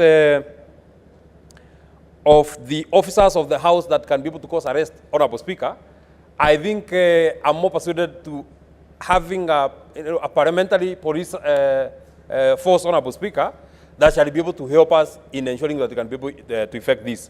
Just the other day, Honourable Speaker, from our police service, we got a water protection unit that has just been dedicated to ensuring that they protect our water towers, our water bodies, and all our water establishments in the country, Honourable Speaker. Their work is just dedicated to ensuring that they just protect those establishments, Honourable Speaker. We should get a police service that is dedicated to ensuring that we are able to arrest witnesses that are becoming not only those who do not come here, but even the hostile witnesses, Honourable Speaker. You cannot become hostile in court. We have seen witnesses that are hostile in our committees, Honourable Speaker. They do not want to follow the directions of the chairman, Honourable Speaker. These are people that we can be able to lock in somewhere for 6 or 7 hours or 12 hours, Honourable Speaker, until they're able to behave in a parliamentary manner, Honourable Speaker. So with those very many remarks, Honourable Speaker, so that I can allow my colleagues to also make their contribution, I want to support this bill, Honourable Speaker. Senator Kavindu. Thank you, Mr. Speaker, for giving me this opportunity to support this bill for parliamentary powers and privileges. It's actually overdue because, Mr. Speaker, I was here since last Senate, and I've experienced a lot of frustrations, especially when the governors are called at the peak to come and appear and they don't come. Most of them don't even give an excuse or even a right to say that they are busy and they won't make it.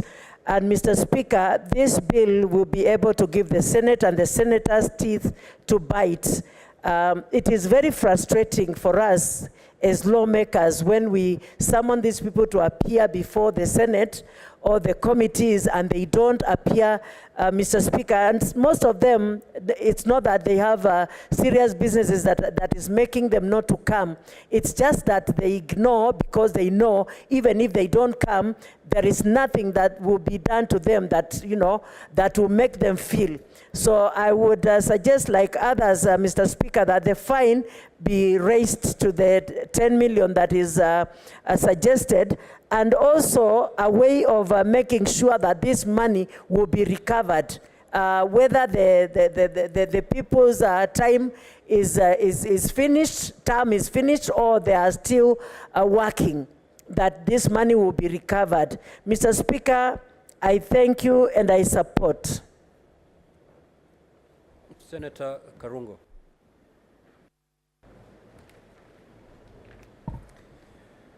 Thank you very much, Mr. Speaker, for the opportunity to support this very important amendment bill.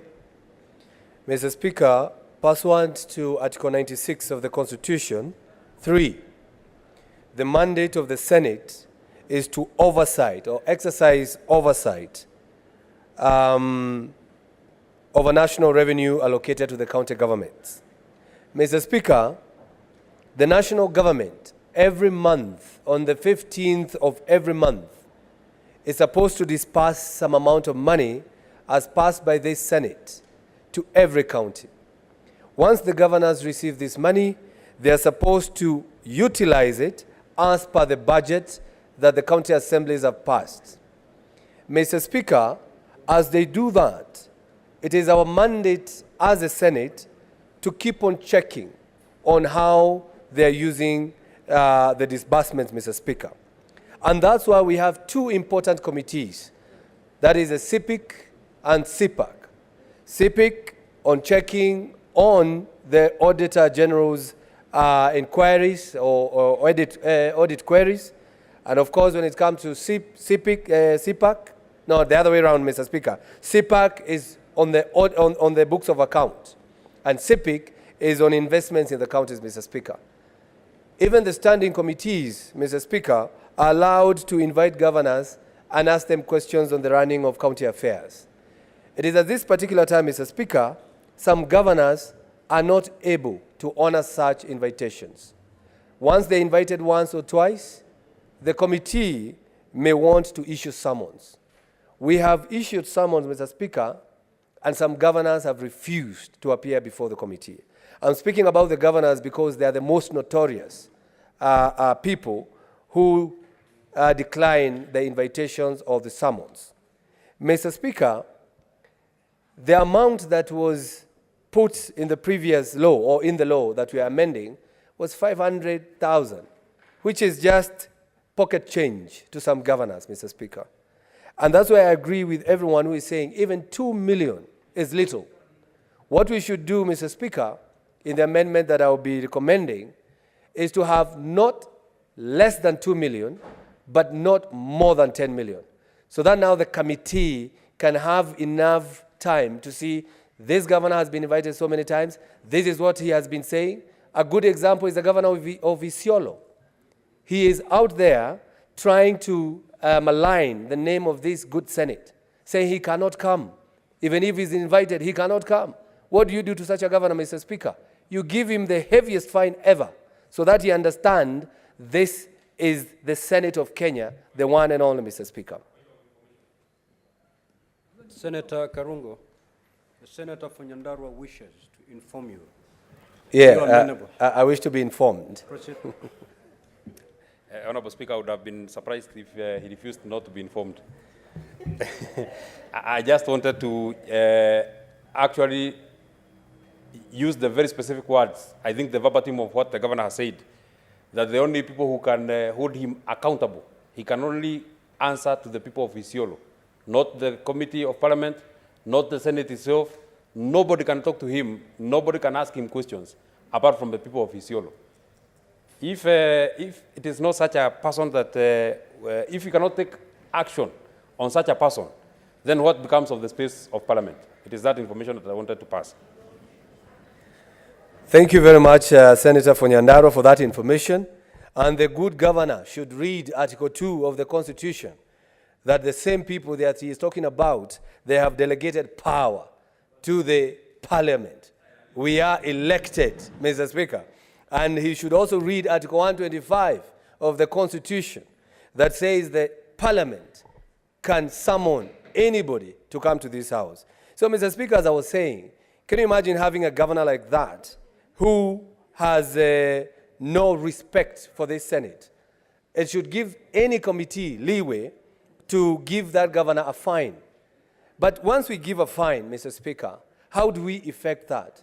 I think within the law, we should also say any governor who is seated before the next election, before you are cleared by IEBC, you should also be cleared by Parliament, Mr. Speaker. So that when you are taking your papers to IEBC to be cleared for the next running, you should also be cleared by Parliament. So that at least if you owe Parliament anything, you pay at that particular time. Mr. Speaker, my committee on roads and transportation and housing, we summoned Governor of Nairobi, Governor Sakaja, after missing numerous invitations. And we fined him 500,000 Kenyan shillings, Mr. Speaker. Last week, the state governor paid the amount to the Senate, 500,000. But I noted something, Mr. Speaker. He paid through a banker's check, Mr. Speaker. And you know a banker's check, that money can come to any account. And that is what I'm going to do as a committee. We need to go backward to see where that money came from. So going forward, we should say that money, no banker's check, it should come directly from that governor's account. Why am I saying that, Mr. Speaker? So that it can go on record, such a governor, on such a date, he paid a fine to the Senate of the Republic of Kenya, Mr. Speaker. Mr. Speaker, if you look at Section 4, it says that a witness shall be given an opportunity to be heard prior to imposition of the fine. Mr. Speaker, yes, we need to listen to them, but if they don't come, what happens? I think we need another clause below there, Mr. Speaker, that says if he does not appear on a day that he is called to come and defend himself, then the committee will have no other alternative. Because if you say he needs to be heard and he never appears, then we leave it ambiguous. There's an ambiguity in that sentence, Mr. Speaker. Mr. Speaker, this bill on the same section 4.4 is saying an order of arrest may be effected by a police officer or an authorized officer of a House of Parliament, Mr. Speaker. This should be clear. We need a police department, probably at the Senate or in Parliament, because we are about to issue arrest warrant for a certain governor, and the question came, what if the Inspector General is not willing to effect the arrest? Then it will leave the committee with an egg on his face, on their face, Mr. Speaker. So we need a well-articulated and well-organized police department at the Senate, because I see the next victim, or no, the next culprit, not victim. The next culprit on this issue of arrest is the governor of Kiambu, Mr. Speaker, because he has refused to attend the committee of CIPIC 6 times, Mr. Speaker. I'm glad they have invited him for the last time on 4th of March, that is next month. And I implore to my governor, wherever he is, because I know he follows this, please appear. Because if you don't appear, this law will be in effect. You'll either be fined 2 million Kenyan shillings or more, or you will be arrested to be the first governor to be arrested, to be brought to the Senate, Mr. Speaker. If he doesn't want to be an example, he should appear. Mr. Speaker, as I conclude, the bill is talking about, that is on section, the same section 4.7. Once a governor is arrested or any witness will be produced before court or the House or committee that summoned that person on the next working days, Mr. Speaker. Mr. Speaker, if you're arrested on a Friday, as it was popular, Kamata Friday, of which I don't think that this Senate would go that direction, you'll have to appear on a Monday. But what if the committee was not prepared to have a meeting on that? You have schedules, Mr. Speaker.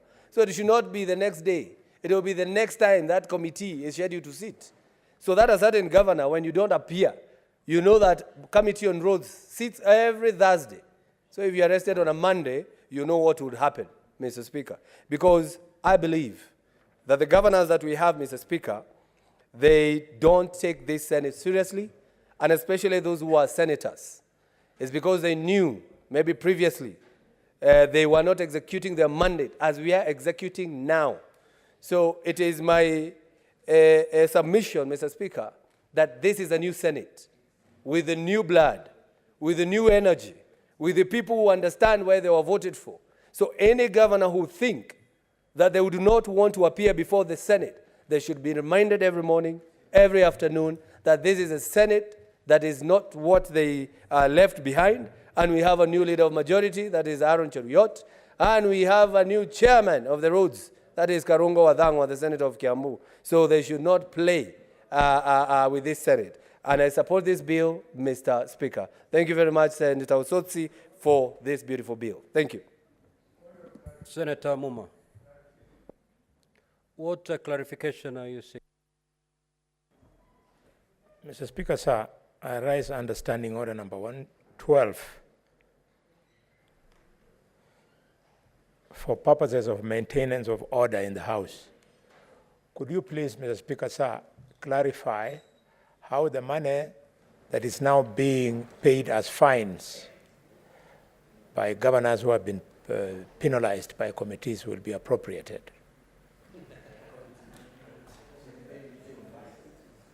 Senator Boni, is that your contribution? Because that's an intervention to the bill. Those are the same things that senators should speak to. It's not up to me. I'm your referee here. I cannot direct how this bill will be crafted. I cannot direct how this fine is going to be appropriated. It's up to you as senators. As you debate this, that should come out very clearly. That is true, Mr. Speaker. I was speaking to the 500 which has already been paid by the governor of Nairobi. the people of Kakamega would like to know how that money will be utilized now that it is in the Senate. And probably you could use that opportunity, Mr. Speaker, sir, to tell the people of Nairobi whether they stand to benefit from that 500, and if they do, into which account was the money deposited in the Senate, Mr. Speaker. Majority Leader.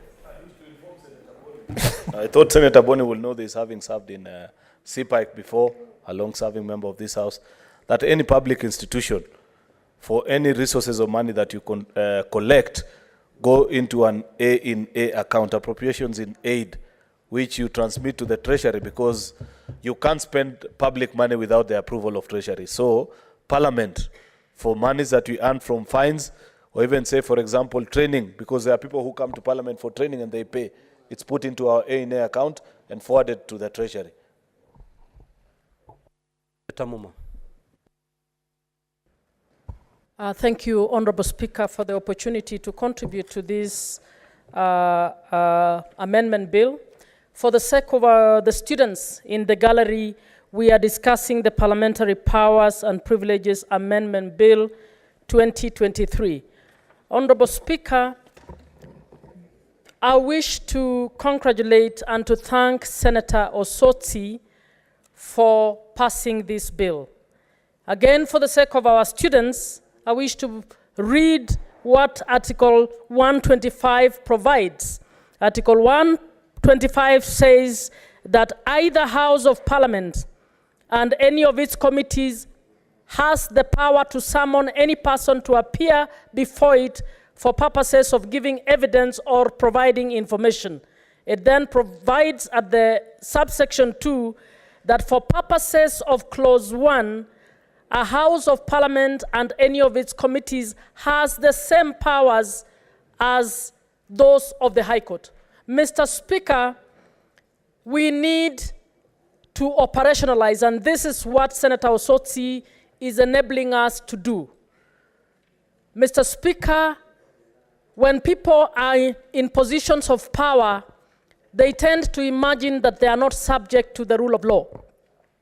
And that's what's happening with a number of people, both in the executive at the national level and with governors who are the executives at the county level. Mr. Speaker, there is a reason why we have our governance system designed in the manner that it was designed. A democratic system where you have the three arms of government which act as a check and balance to each other to enable every one of us to know that you are not the ultimate power unto yourselves.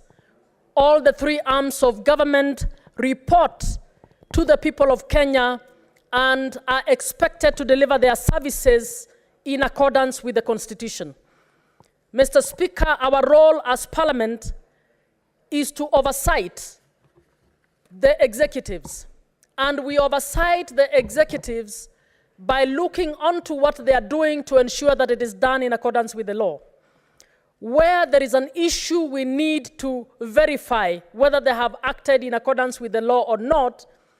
We are given those powers under Article 125 to enable them to come and explain themselves on why an issue seems to be getting off track, recognizing that they are subject to the law. They are not a law unto themselves. Mr. Speaker, the powers and privileges law has been in place, but it does not seem to be working. We have a category of public officers who think they are above the law. Among them, some cabinet secretaries, some permanent secretaries, and governors. Mr. Speaker, this law is absolutely important, and I think we need to add on all these provisions that honorable senators have contributed, particularly on the issue of levying higher fines than we currently do, to ensure that officers who refuse to honor summons will be cited for contempt of Parliament. In fact, Mr. Osotsi, I think, Senator Osotsi, forgive me, I think we need to create that offense of contempt of Parliament. Article 125 says we have similar powers to the High Court, and when you don't do what the High Court requires you to do, you are cited for contempt of court. We need to specifically create that offense of contempt of Parliament and then proceed to say that contempt of Parliament will actually attract the following sanction. I support colleagues, I think it's Methu and colleagues Thangwa, who have spoken to a fine that is more than the 2 million. I think Senator Thangwa's proposal that we provide for a minimum of 2 million and a maximum of 10 million is good. And Mr. Speaker, when this came to JLAC, we actually said that these cannot be monies paid by the people of Kenya. So this money must come from the personal resources of the officer who has actually been cited for contempt of Parliament. Because you cannot take funds that were intended for a particular project to go and pay fines for a minister or to go and pay fines for a governor. That is stealing from the people of Kenya. Because the people of Kenya in the first place expect that you will respect the laws of this country. So when you're disrespecting the laws of this country, you do so as an individual. So I think that we need to support or strengthen the clause that indicates that they must pay this from their own personal funds. I like the proposal that they should then be cited in CRB if they do not pay as only owing monies to the Senate, so that this issue is able to follow them in terms of their own issues. Mr. Speaker, as has happened and as may happen, we need to think through the issue of how they will be arrested.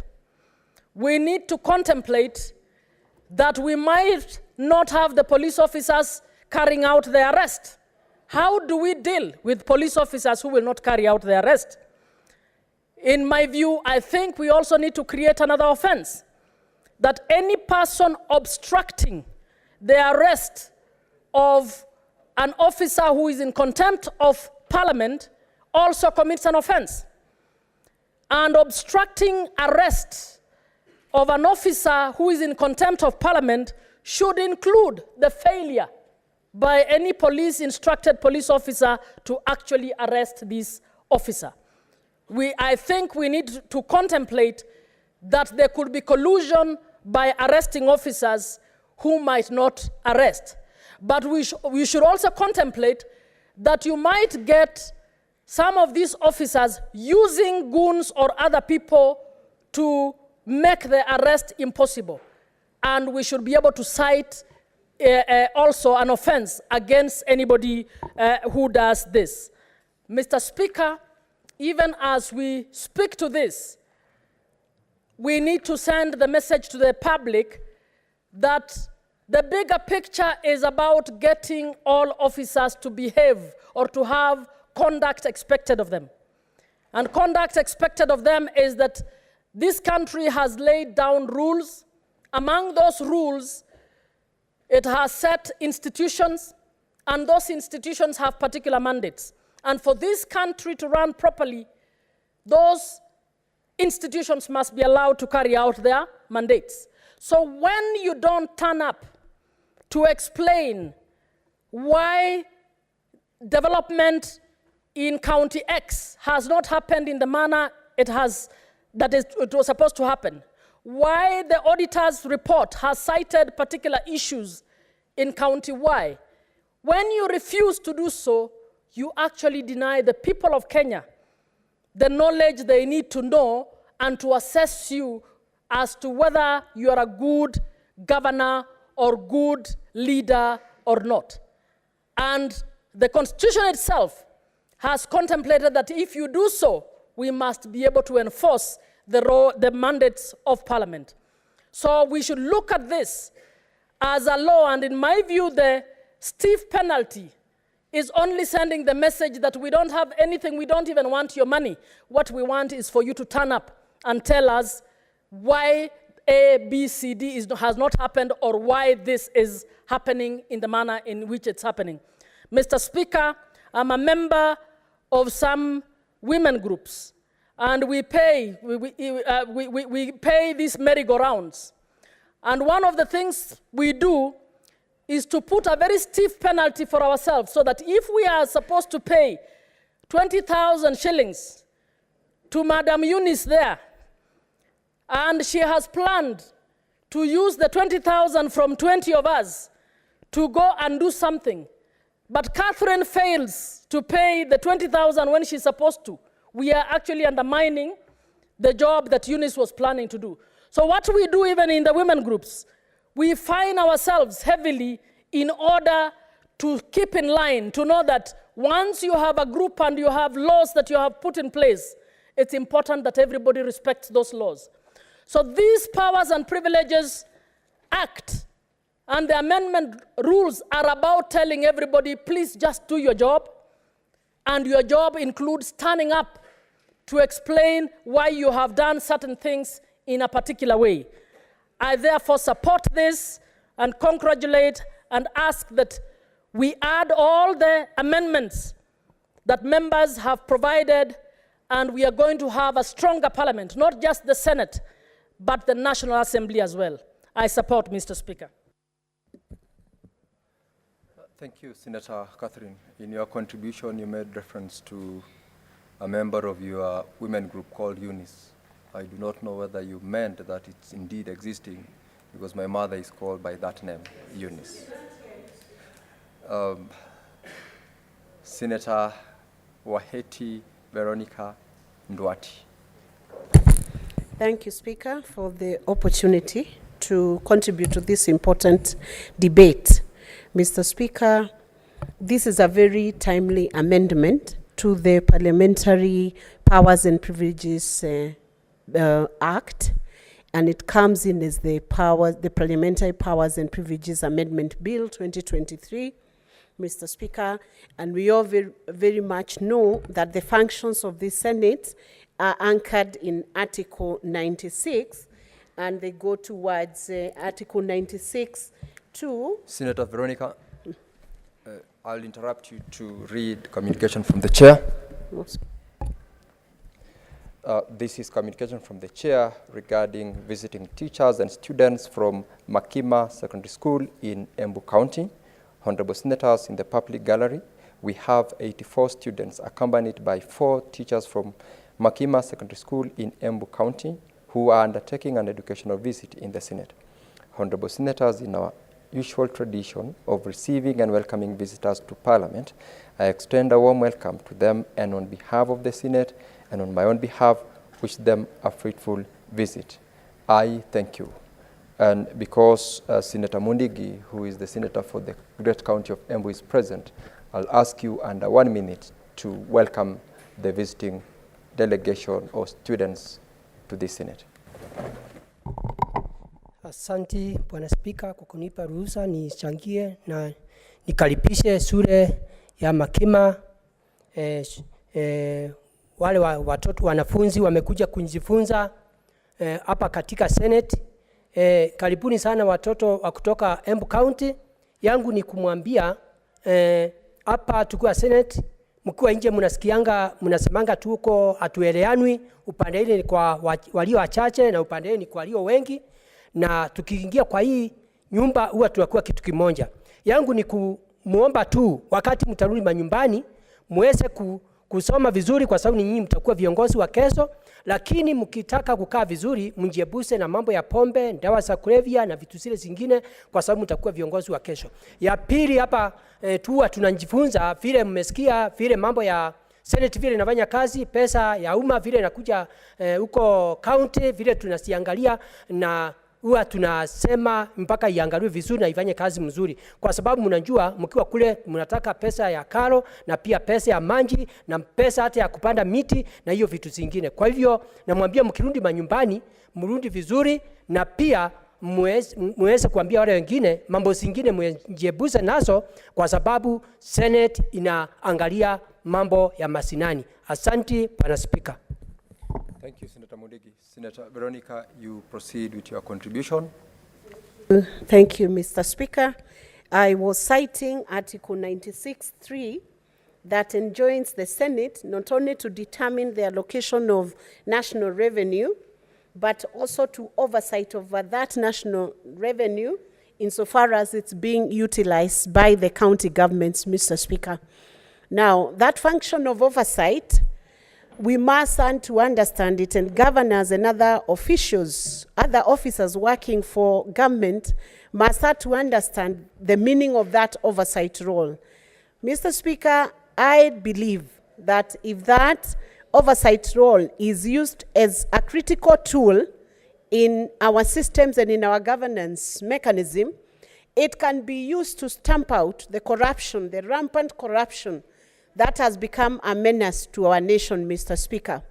Because that oversight role enjoins a governor or any state officer or any accounting officer who has been summoned by a committee in Senate to appear before that committee and answer questions on how utilization of resources or utilization of funds have been done during their tenure, Mr. Speaker.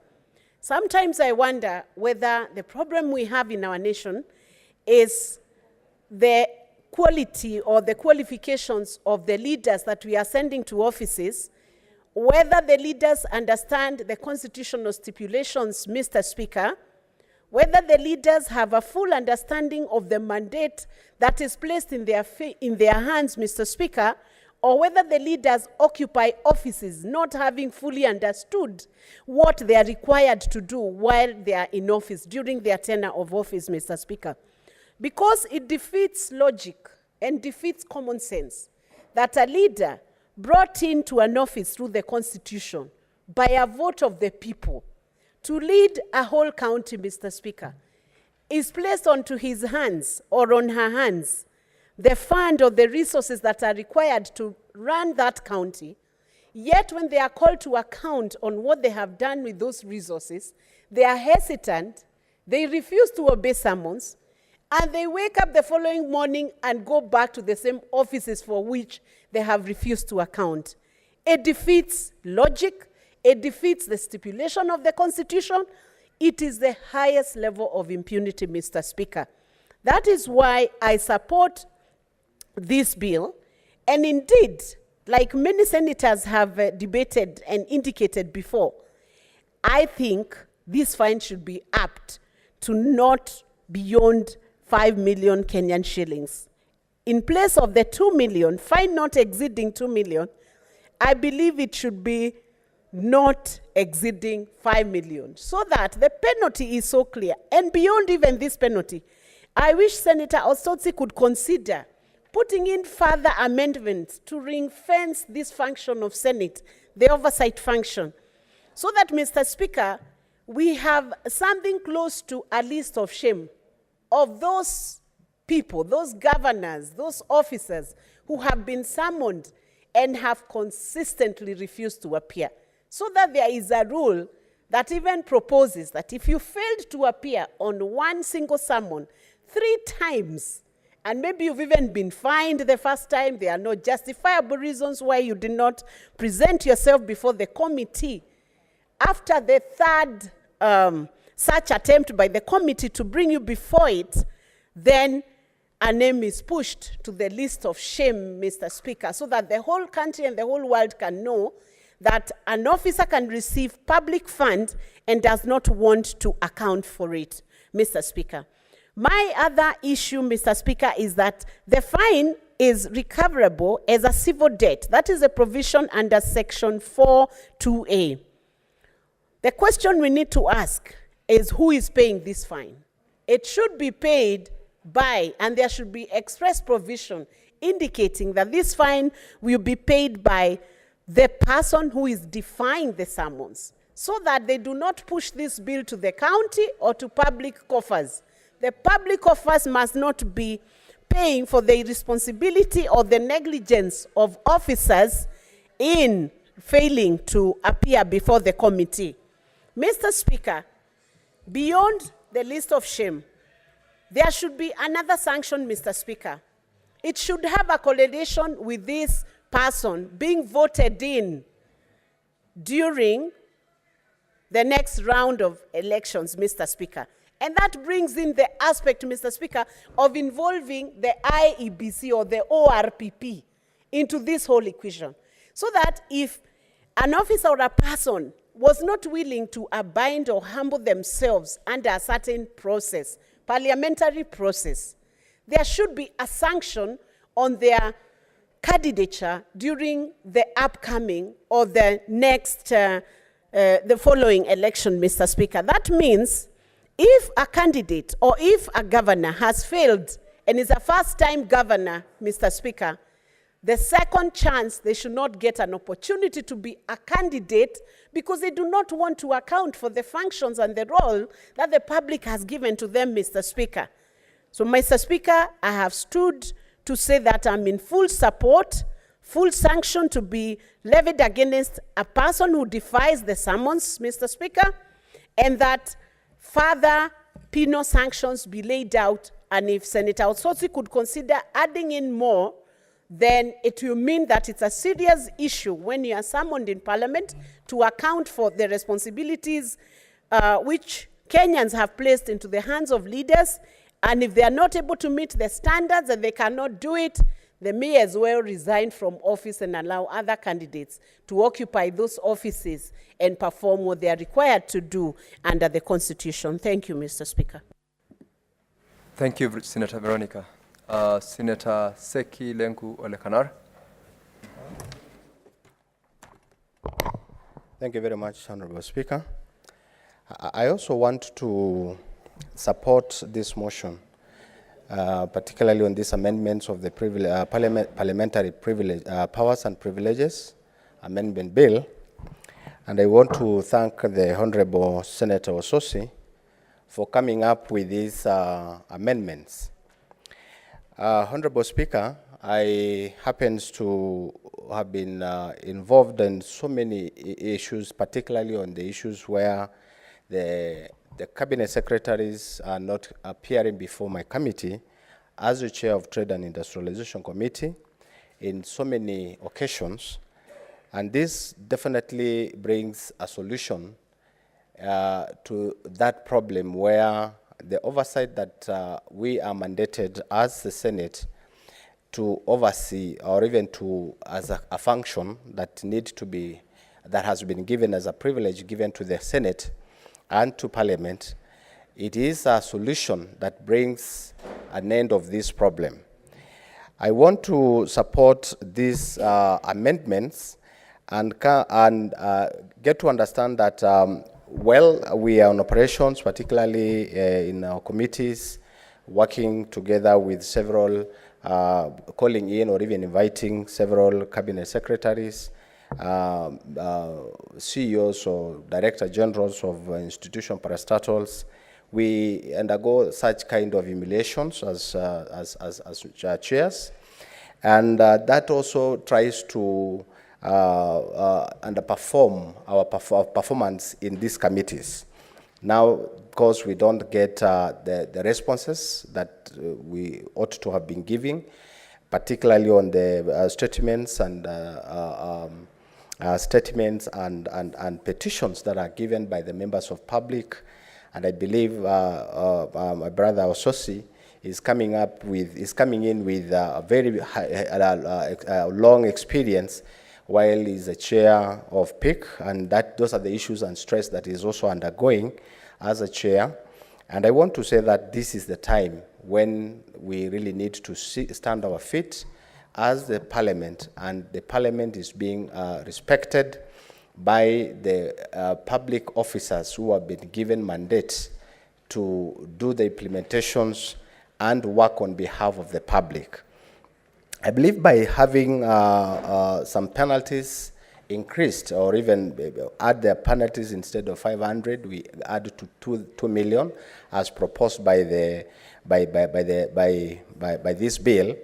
I want to say that this is the right way to go. I believe that when we say 2 million, it might even be very small, as indicated by several of our colleagues. It is important that we come to realize that 2 million may even be a small amount to most of the CEOs and governors and CSSs who are coming before these committees.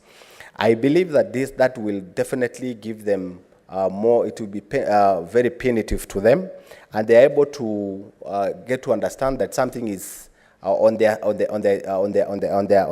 shoulders, such that now they will be they will know that something is coming, and they will be able to be very responsible, come in on time, and even when there is excuses that they normally gives to us, it could be something very responsible or something important, because they know they will not be able to pay these penalties. So to me, I think the other penalties or even charges that has been proposed by my colleagues, particularly on issues of CRB, I really want to support this. The clearances as to Parliament is very important, that the senator, the owner of the bill, need to look at. And more importantly, the list of shame as proposed by my sister Veronica Maina. And these are the issues that really needs to get into this bill, so that these people get to understand that their office, being in that office, is in behalf of so many people, is on behalf of many people who are supposed to have been in that office. But he has been given a privilege to sit in that office, to work to the public, and even to be responsible, and you know, responsible at any given time, that is when he's called by Parliament. So I think this is a very important bill that we need to support, and as a Senator of Kajiado and the Chair of Trade and Industrialization Committee, I want to support this bill in totality. Thank you very much, Honorable Speaker. Senator Joe Newton.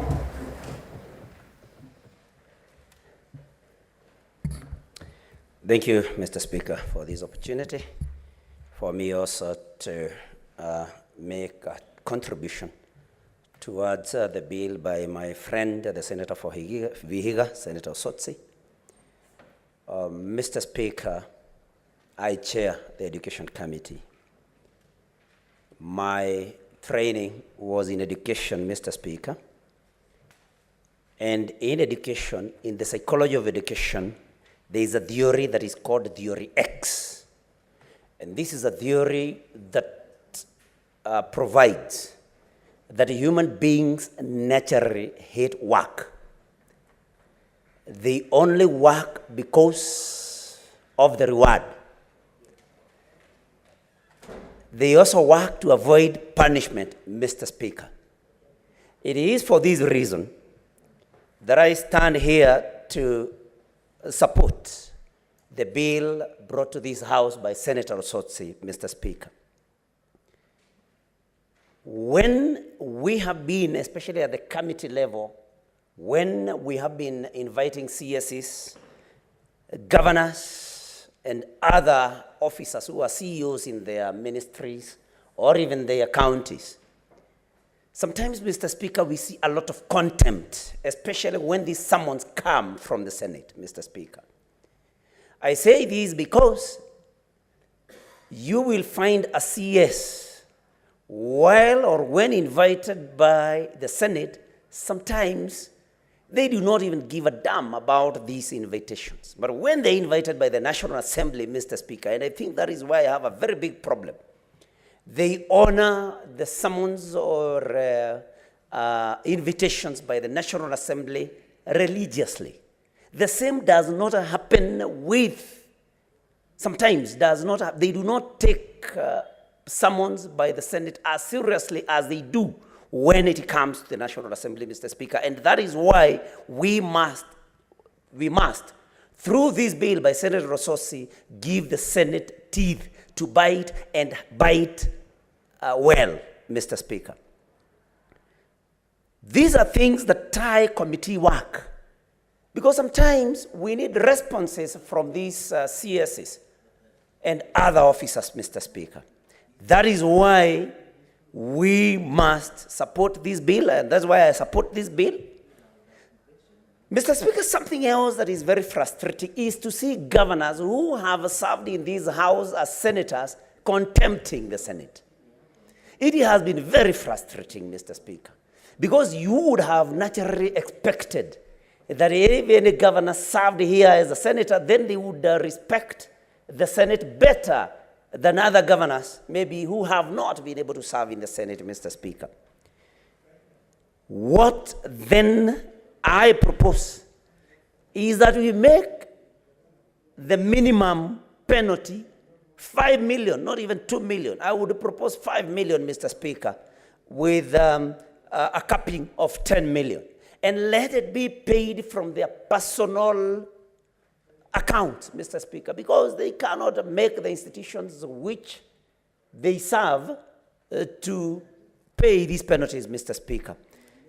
Mr. Speaker, we must take these things very seriously. This contempt must be dealt with. And it is for this reason, Mr. Speaker, amongst very many other reasons, that I support this bill with a proposal, again, of 5 million minimum and maybe a maximum of 10 million. Mr. Speaker, I support, and thank you very much. Senator Mandago Jackson.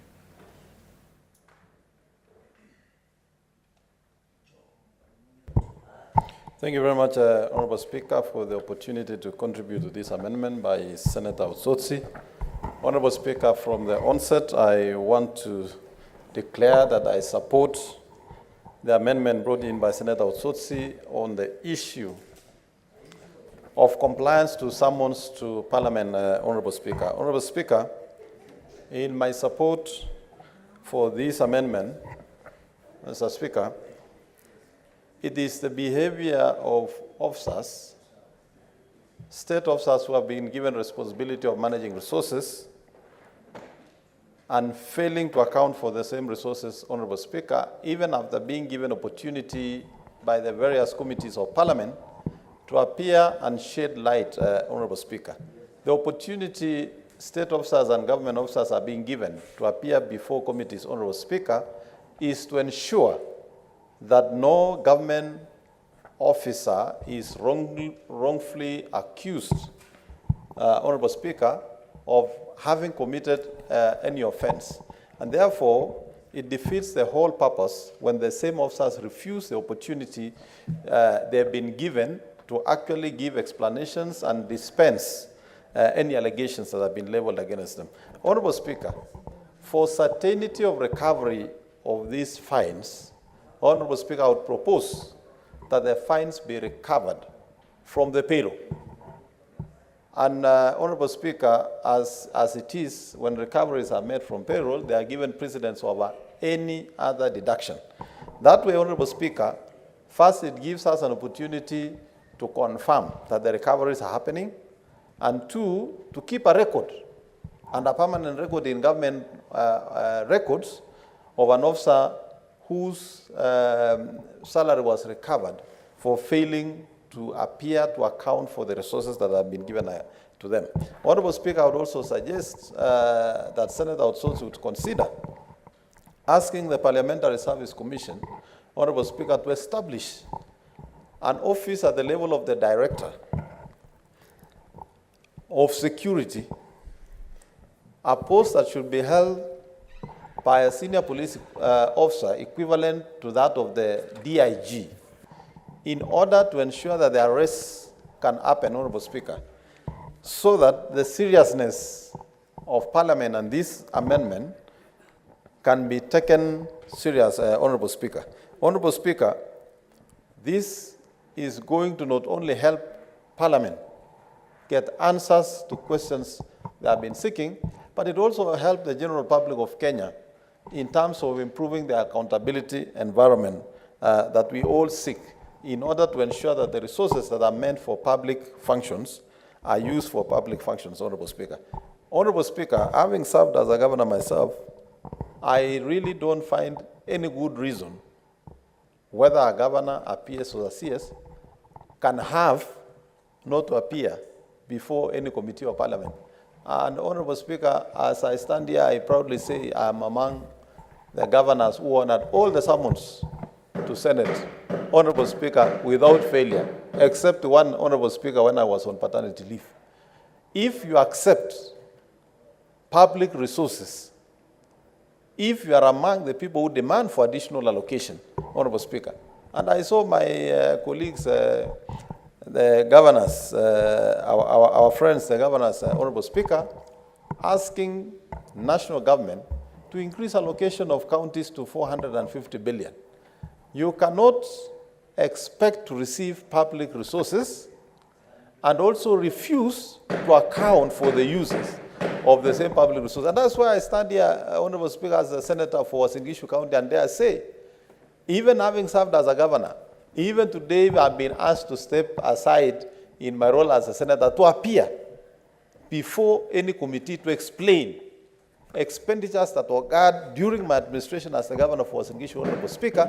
I would be more than glad to do that because it gives you the chance to exonerate yourself. And I want to urge governors, Honorable Speaker, that the opportunity they get to appear before committees should actually take that opportunity positively and use it to improve the systems, Honorable Speaker. And that is why, Honorable Speaker, I'm also a champion of increasing the number of Senate machinani that we can have in order to build capacities of counties. And I will tell you, Honorable Speaker, when the Senate machinani came to us in Gishu County, and I asked the Public Accounts Committee, Honorable Speaker, to give me a chance to present my county executive committee members and the chief officers to also answer to the questions we have been appearing before the Senate, Honorable Speaker, I can assure you the subsequent financial years, we had minimum errors, we never had issues of non-submission of documents, and from there, the quality of audits in my county improved. I therefore support this amendment by Senator Utsotsi because it is completely frustrating, Honorable Speaker, when officers are called to come and account. And I sympathize with the committee of the Public Accounts Committee and the Public Investments Committee, Honorable Speaker, considering the workload. When you have to reschedule for 15 officers, for example, it makes the work of that committee impossible to function, and the committee looks as if in front of the House as being not efficient, Honorable Speaker, and yet it is not the making of that committee. We, therefore, as a House, Honorable Speaker, I think, persuade all my colleagues that it is extremely important to support this amendment. I agree with my colleagues in terms of even making it a little bit more stringent, particularly in the quest to enforce the recovery of those fines, Honorable Speaker. And I also want to urge, Honorable Speaker, my colleague senators, that even as we summon governors, Honorable Speaker, we should now begin thinking, how do we also get the chief officers, who are the accounting officers, and the CECs, who are the heads of policy in the departments, to be part of the people being held accountable and responsible, so that officers at the county level, you know, unlike national government, Honorable Speaker, you know, you can summon a minister, but you cannot put the responsibility on the president. But for counties, Honorable Speaker, a chief officer and a CEC and a county secretary can do their own things, but finally, the governor is the one being asked. But I also want to ask governors, the opportunity for you to exonerate yourself is when asked to appear before the committee, is to appear before that committee so that you can put your explanation and the relevant officers can then be taken to account. Honorable Speaker, I wish to support this amendment and request Senator Utsotsi to consider the issue of having a responsible officer, Honorable Speaker, who will always be tasked with that responsibility and who can take instruction from Parliament, Honorable Speaker, so that we can ensure that this is not just a law in the paper, but we can enforce to make sure it happens. I happen to serve, Honorable Speaker, also as a member of the Trade Committee, and I share in the sentiments of my chair, the Senator for Kajiado, Senator Segi Olelengu, Honorable Speaker, in the frustrations we've gone through in invitation of Cabinet Secretaries to appear before the committee. Even in my own committee that I chair for health, Honorable Speaker, it took the Cabinet Secretary for health over 2 years to appear before the committee, Honorable Speaker. And look at the function of health, which is 90% involved, Honorable Speaker, and the Cabinet Secretary cannot even have time to come. But I want to now thank the Cabinet Secretary for having reformed and make sure that whenever we now ask her to appear and our team, they have now been appearing. I hope they will now even appear much more with the passage of these amendments, because otherwise we shall not hesitate as a committee measures. Thank you, Honorable Speaker, and I support. Did you say that it took the cabinet secretary more than 2 years to appear before your committee? Yes. Did you say it, you might need to correct that statement because I believe that... Honorable Speaker, there is nothing to correct. Senator Esio Kenyuri is in the House. She's a member of that committee. In fact, let me now even put it more clear. The cabinet secretary only appeared when we issued a summons. The term of more than 2 years is what I referred to, Senator. Honorable Speaker, Parliament in August of 2022, myself being a farmer, Honorable Speaker, you know we count the number of years we have harvested maize. So we have harvested in 2022 and we have harvested in 2023. To my consideration, those are 2 years. I don't know whether we are talking of 24 months, but thank you very much, Honorable Speaker. Senator Esther Okenyuri.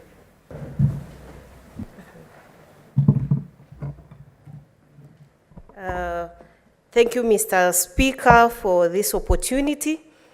I also want to support the amendment that has actually been brought forward by Senator for Vihiga, Senator Usosi, who is also the chair for the County Public Investment and Special Funds Committee. This is a very good proposal, Senator Usosi, and I think you see, regardless of the political affiliations we are in, I subscribe to the proposal you're bringing forth to this House. Mr. Speaker, Parliament needs to stop now being perceived as a toothless bulldog. Mr. Speaker, Parliament actually approves the appointment of several state officials, and Parliament equally has the mandate to strip them off some of those positions they hold. So, Mr. Speaker, I do not understand where people get the courage and the guts not to honor parliamentary summons, Mr. Speaker. Parliamentary summons need to be honored for the Senate to gain its rightful place in society. Senate needs to bite, and in fact, Senator Usosi, the proposal of raising it to 2 million needs to rise higher, Mr. Speaker, and introduce a situation where some of these officials are not going to have anticipatory bail. I know there are people who are going to argue that it would actually even interfere with their rights and privileges. But equally, as representatives of the people who spare time to sit in those committees, are actually being disserviced by having to wait for people who don't show up, Mr. Speaker. So the situation of anticipatory bail in this case should not appear. Mr. Speaker, we very well know the issue of accountability is very central and key to this administration, led by our own President, Dr. William Ruto, and we should be leading from the front. We can't have members being summoned to committees and all they do is issue apologies and rescheduling of meetings. I agree with my chair, Senator Mandago, who's just stepped out, that it takes us so many meetings to have a member appear in front of a committee, and some of the issues are so dire. Look at such a scenario, Mr. Speaker and members. A member who has actually looted public resources and is being expected to appear in a committee and doesn't show up. By the time Parliament expires, these guys will have already gotten away with the crimes they have committed. And maybe the next time they make a comeback to Parliament, they'll be paupers, no money to recover from such kind of individuals. So, Senator Usosi, the sanctions must be severe and enforceable for this House to regain their rightful place as the upper house. And it's not going to be business as usual, Mr. Speaker, because it's not just for the county chiefs.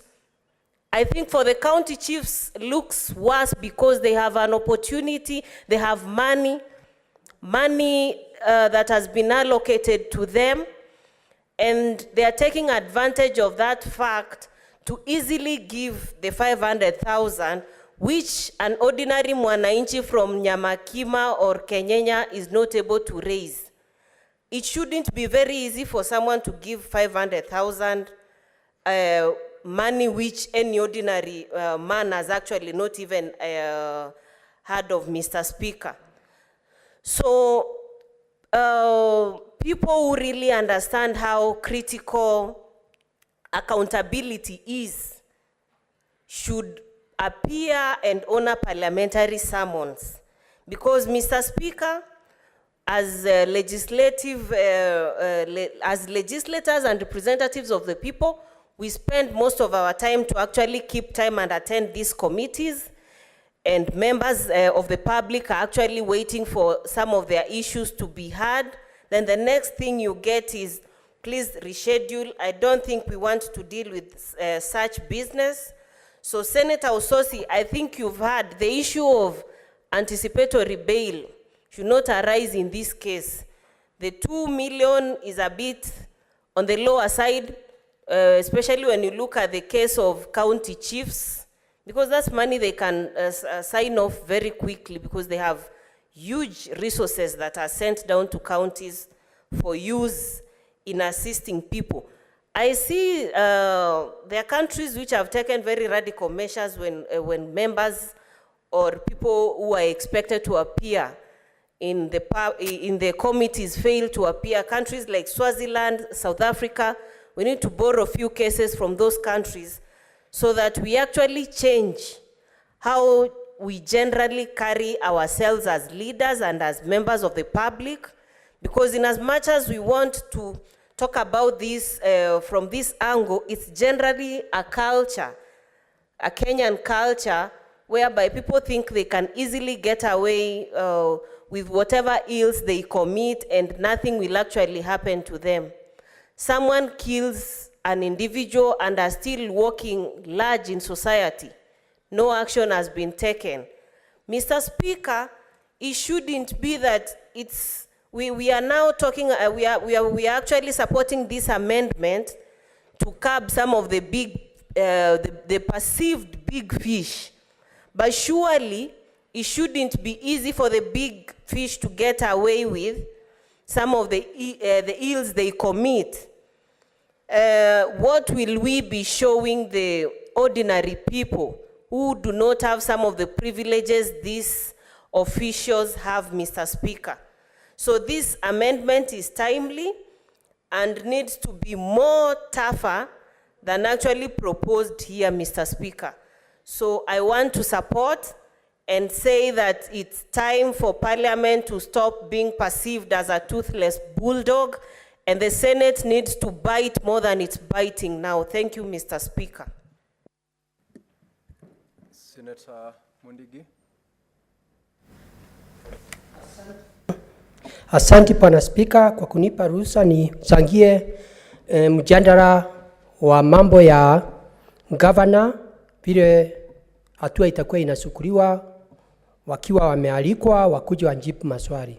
Kitu ya kwanza nataka niseme, miaka iliyopita ya ukatusi miaka 10, pesa nyingi kaunti nyingi zimepatiwa pesa, na kaunti nyingi pesa zimepotea na magavana na wafanyikazi.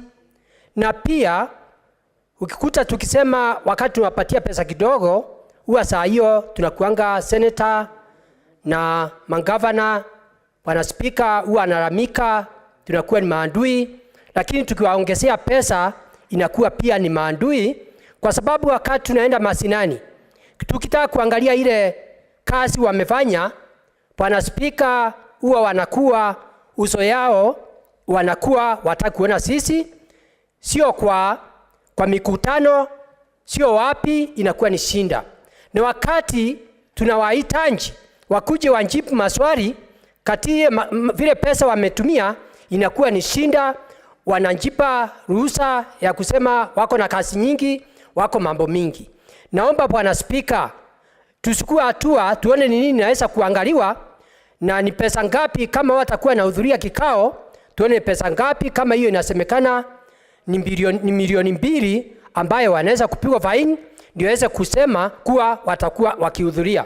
Nataka kusema for example kama Embu, kama wakati huu Gavana aliyeko anajaribu kufanya kazi, lakini miaka 10 ya ukatusi.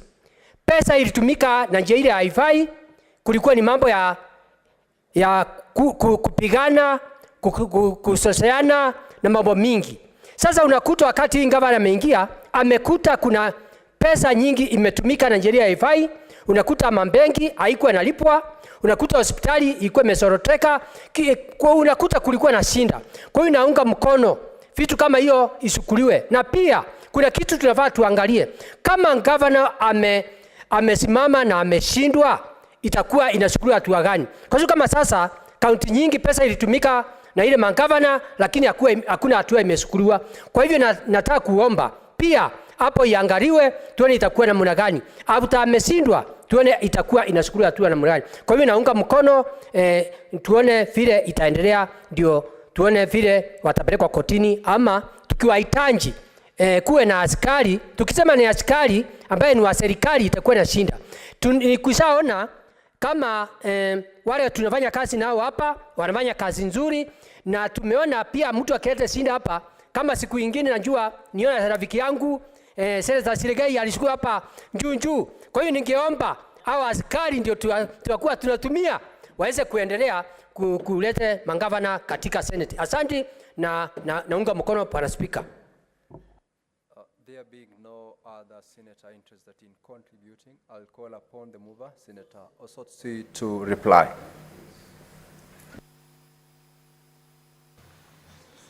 Mr. Speaker, let me start by thanking all the members who have contributed to this debate, particularly the leadership of this House, the Senate Majority Leader, Minority Leader, Minority Whip, Majority Whip, and the others.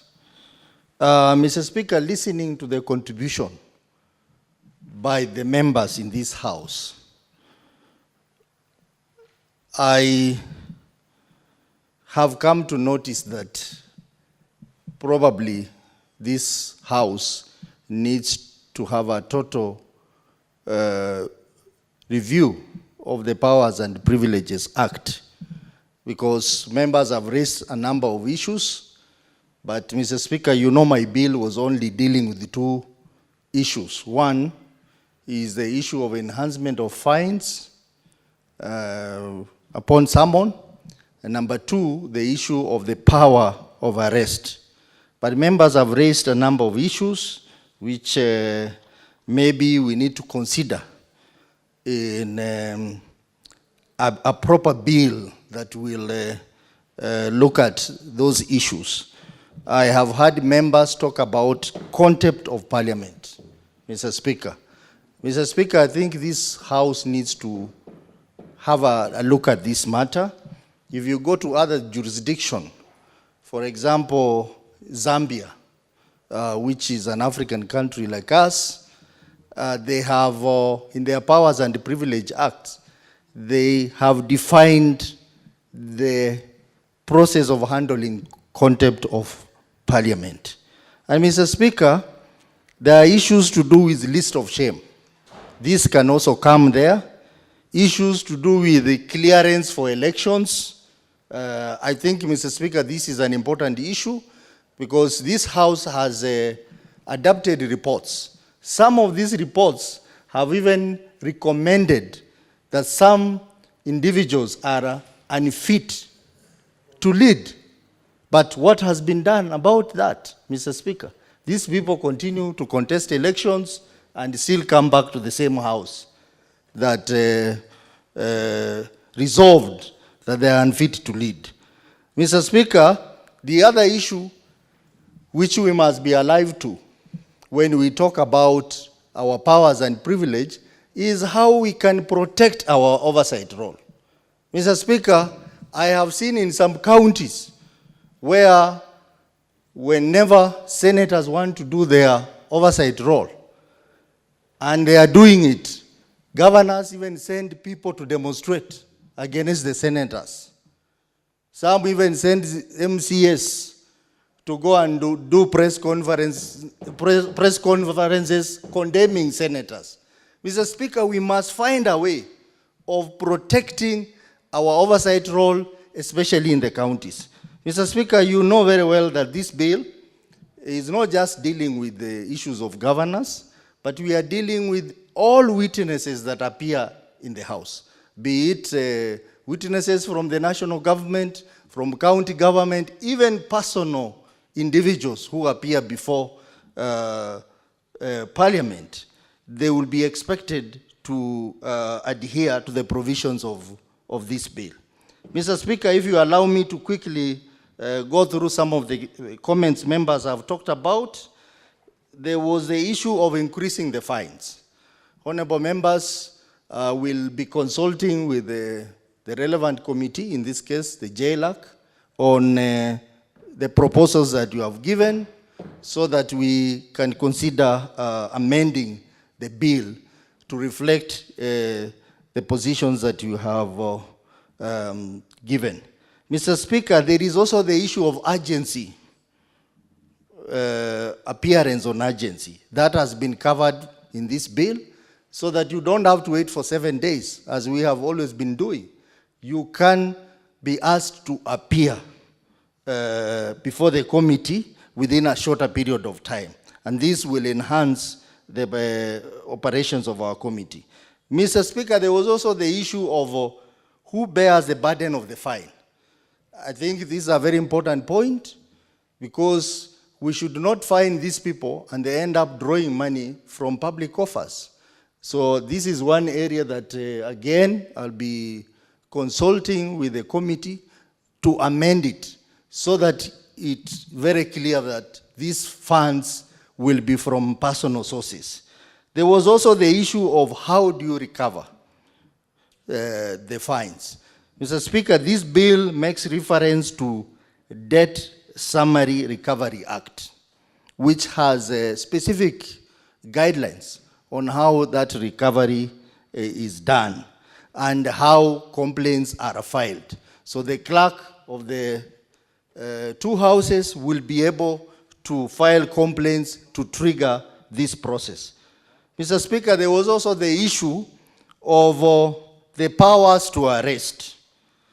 Mr. Speaker, if you look at the amendments that are proposed under clause 4(6), that says where an order of arrest is to be effected by the officer of a House of Parliament, the Inspector General shall facilitate the arrest as may be requested by the clerk.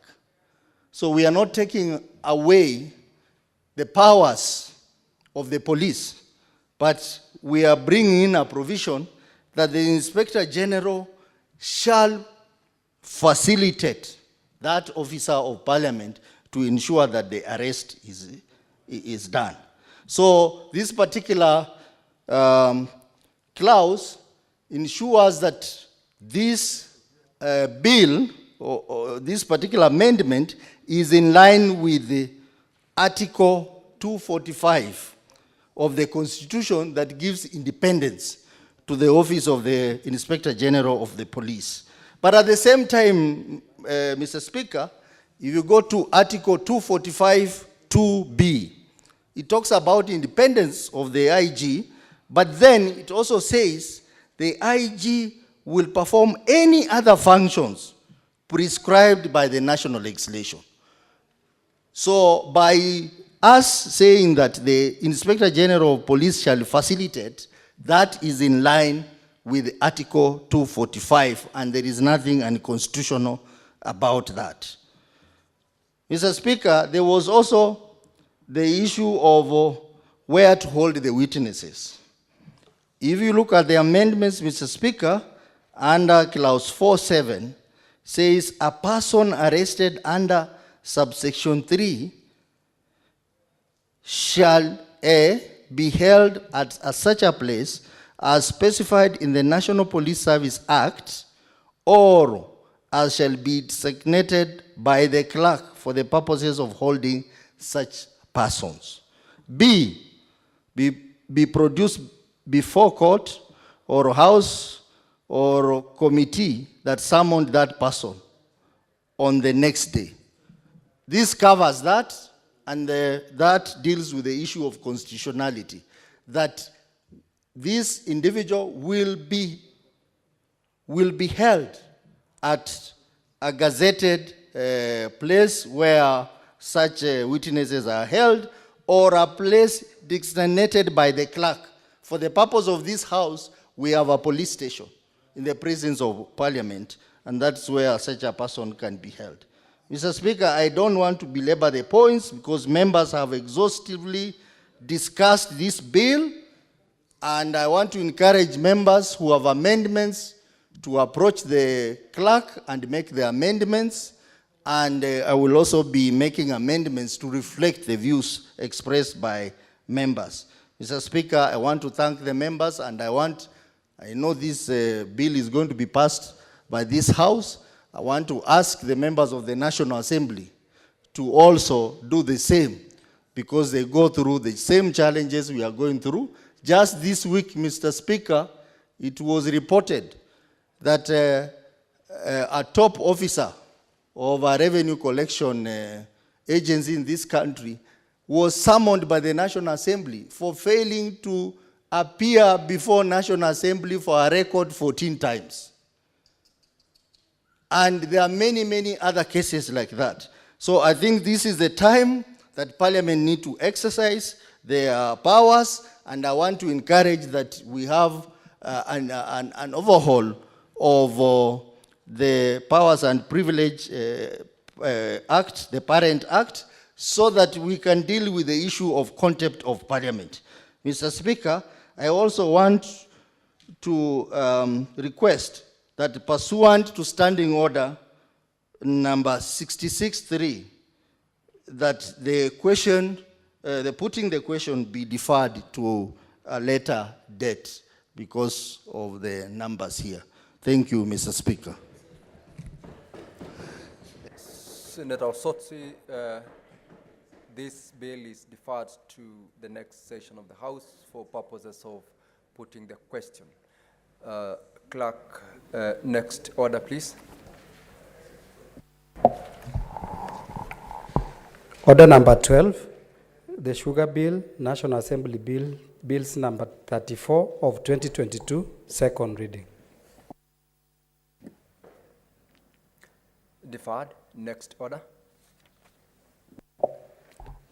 Order number 13, the National Rating Bill, National Assembly Bills number 55 of 2022, second reading. This is similarly deferred to the next session. Next order, please. Order number 14, the Meteorology Bill, Senate Bills number 45 of 2023, second reading. Order number 14 is equally deferred to the next sitting. Next order. Order number 15, the Public Service Values and the Principles Amendment Bill, National Assembly Bills number 46 of 2022, second reading. Senator from Nandi, Senator Cherargei, this bill proceeds to check the microphone. Thank you, Mr. Speaker, sir, for this opportunity. I would have expected Senator Utsozi to thank all of us, but I think he was trying to summarize everything. Mr. Speaker, sir, mine is a straightforward amendment where we are trying to amend the Public Service Values and Principles Act, number 1A of 2015.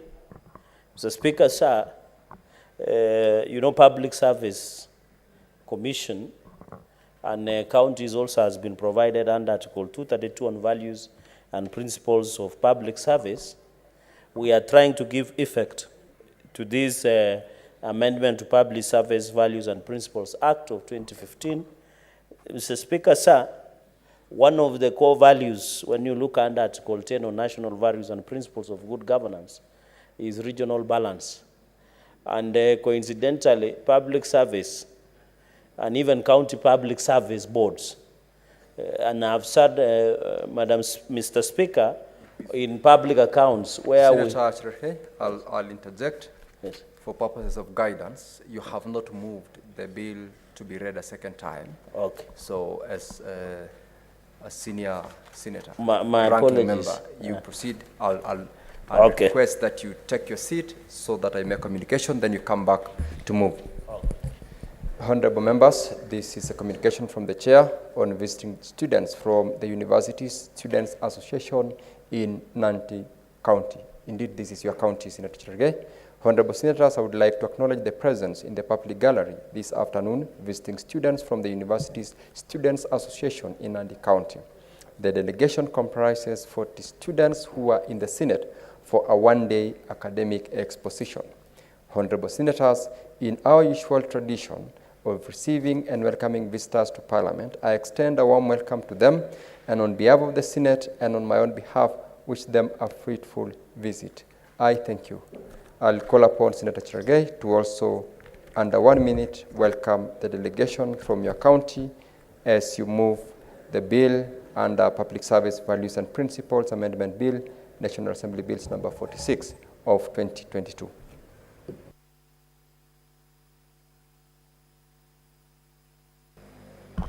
Thank you, Mr. Speaker. As you have already indicated on my own behalf and on behalf of this House, I want to extend a warm welcome to a group of Nandi Students Association who are on academic excursion and learning in the parliamentary processes. I want to ask them to feel welcome, and they should be lucky that they have found their senator on action, which is rare.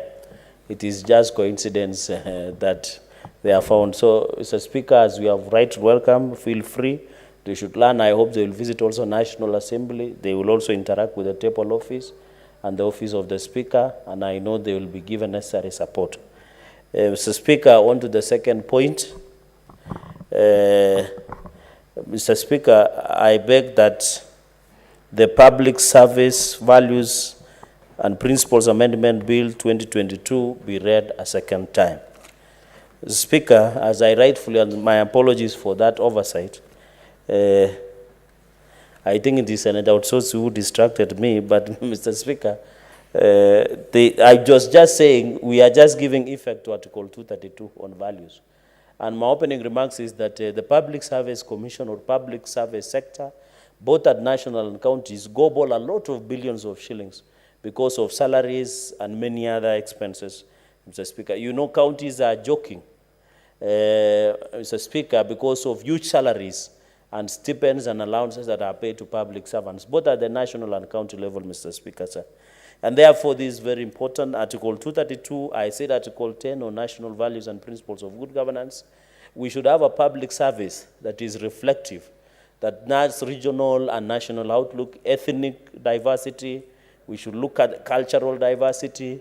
And that is why when NCIC removed the equation of how the public service looks in the country, it is very critical for stock taking.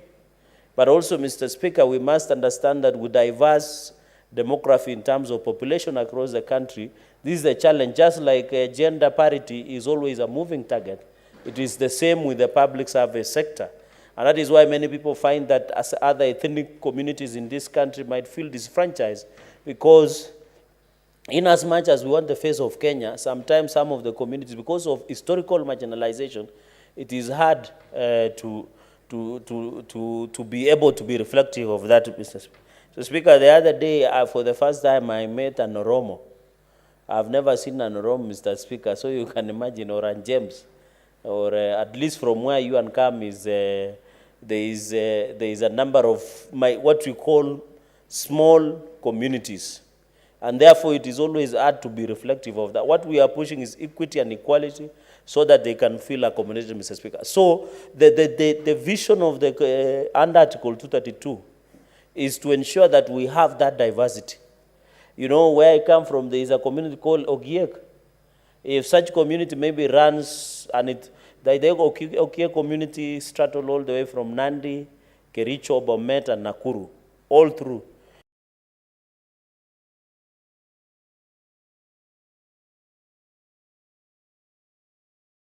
When you go to Homa Bay, there is a minority communities that they can't get elected. And even I know the struggle within our counties is how do we ensure all the clans or all the communities appear, Mr. Speaker. So when you look under Article 232, the issue of public service and values is to ensure that we have Kenya diverse communities being reflected. And that is very important. The process of policy making is very critical, Mr. Speaker, because of public participation, of course, which is now part and integral part. You remember one of the bill that was read, the first reading today, Mr. Speaker, was on the affordable housing that were passed yesterday by the National Assembly overwhelmingly. Is also the reason courts brought it back is because of the aspect of public participation, Mr. Speaker. Mr. Speaker, another aspect of values of Public Service Commission is economic use, value for money. And that is why many people think that auditors, normally when auditors say value for money, they just put that word just for the sake of it. It means that you are being paid. Even when you look at the Labor Relations Act, equal work, equal pay. Or equal pay, equal work. And that is why when you look at Labor Relations Act, Mr. Speaker, and I know you have been a practitioner for longer in the corridors of justice, and I don't know whether you can classify Senator Okiya Mutata also as a longer practitioner by being public interest litigator. So I don't know, but maybe that's something Law Society of Kenya must consider in future to know whether you can capture Senator Okiya Mutata as part of practitioners. So, Mr. Speaker, another point I wanted to make, because I'll be very quick, this is a straightforward amendment. Also, there is affording adequate and equal opportunities for appointment, and that is why, Mr. Speaker, we normally fight. Even when there is hiring of a CEO, a chairman, a managing director, Mr. Speaker, most of these fights always are stemmed out of that equal opportunities. And that is why we have always insisted, when you look at adverts, even at the counties and even the national, they always say, maybe Kenya National KRA is an equal opportunity employer, for example. They will always say, we encourage women, PWDs, and youth to apply. It is part of what the values and ethos and of public service and principles of public service. So this is very important, Mr. Speaker, and therefore even men and women, and I know, you know, yesterday when the NADCO report, everybody was up in arms, especially the gender issue, because it's a moving target. How do we realize? So we find most young people, Mr. Speaker, have never that opportunity. So we need to ethnic groups, all ethnic groups, Mr. Speaker, we need to ensure that men and women, persons and disabilities. I say this with an insight that NCIC had removed a report on the ethnic composition in the public service. And I've said some of the challenges that we face in Public Service Commission is sometimes some communities have been historically marginalized, and therefore when they apply for these positions, sometimes they are not competitive enough to occupy those positions with experience. And I know most of the challenge as a young person is this. Sometimes you see a very nice advert, but right there, you must have 5 years experience. Whether at the moment with what we call youth boom, what happened in the 1970s in America, where we had a boom, is it a baby bloom or a baby boom? And at that time, Mr. Speaker, even in China, although China, Mr. Speaker, nowadays, people are no longer giving birth, and therefore China, I'm told the government is encouraging people to give birth. And I think China should not have a problem. They can console our good brother and our senior elder, the incoming governor of Kakamega, Senator Boni Khalwale, on how to ensure. You know, there is a joke in this country, Mr. Speaker, with all due respect to Senator Khalwale, that in every exam year, Khalwale must have at least a child doing an national examination. So with all due respect, I know in our culture we don't count our children, even where I come from, and he's my neighbor, and I hope to see him as the governor. So, Mr. Speaker, upshot of what we are just saying is that the public service must be reflective. I normally see Kenyans saying so-and-so has not been employed because they don't come from a region. The Constitution on the values of men and women, PWDs, ethnic groups, PWDs must be reflective of any organization. And I'm saying that with a mind that a number of us, I know Senator Beatrice Ogola has served as a CCM in Homa Bay County for some time. They know the biggest challenge is not the law. it is the culture we must is to comply with the law, Mr. Speaker. And I think that is what is important to this country. If we comply with the provisions of values and principles of public service, we don't need to call press conference and say community Y is more than community X, or community Z is more than community A. I think this has been captured by the Constitution, and it must, Mr. Speaker, finally, on that 50th point, is that the values and principles of public service in all levels of government, both national and county. So even if you come from Bomet and you think that Bomet is homogeneity, at least you must 30%, the NCIC Act is very clear, that 30% must be non-locals.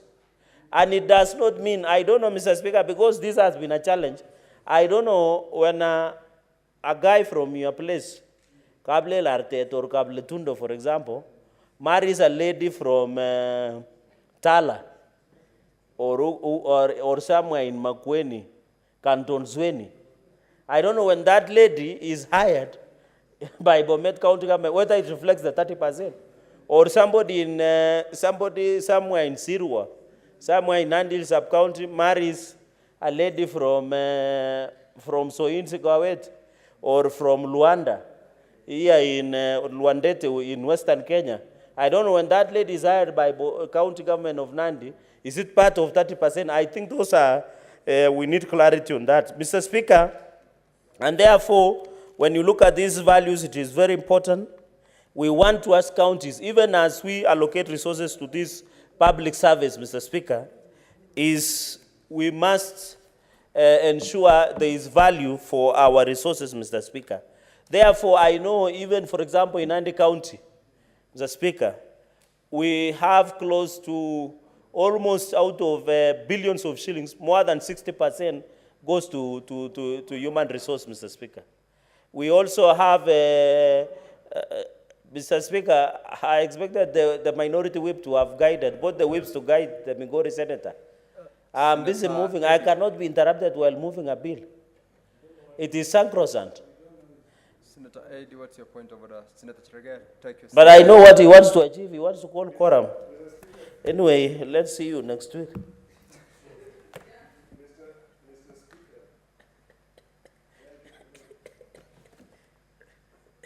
Clerk, give Senator Edi the mic, please. Proceed, Senator. Mr. Speaker, you know, I rise under standing order number 41. Mr. Speaker, I've been listening to the senator for Nandi. And the things he's talking about are so important and so pertinent that I'm even wondering whether we have got enough quorum to discuss these issues. You know, Mr. Speaker, perhaps you can advise whether we can continue listening to this wonderful presentation and passionate submission by the Senator of Nandi without a proper quorum in this House, Mr. Speaker. I thank you, Mr. Speaker.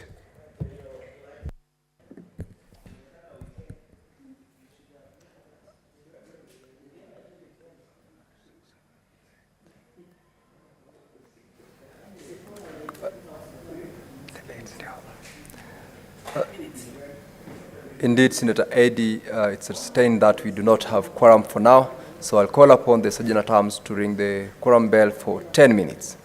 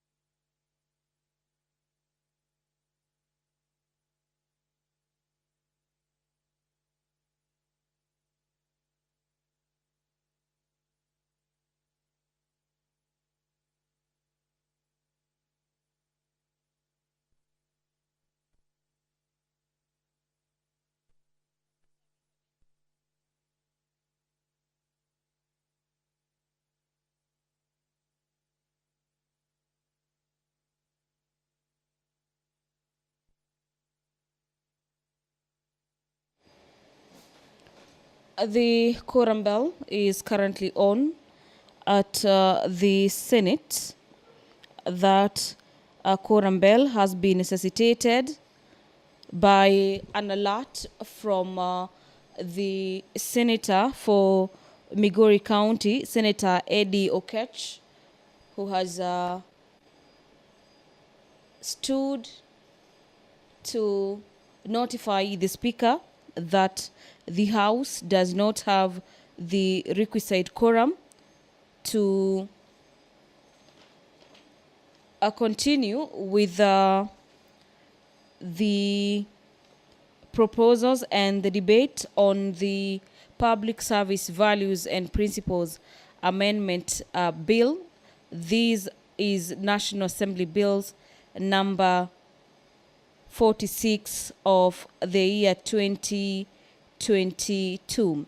This is a bill by the Senator for Onandi County, Senator Samson Cherargei, and according to the Senator for Migori County, the House needs the numbers to continue with this particular bill owing to the magnitude of the proposals in it.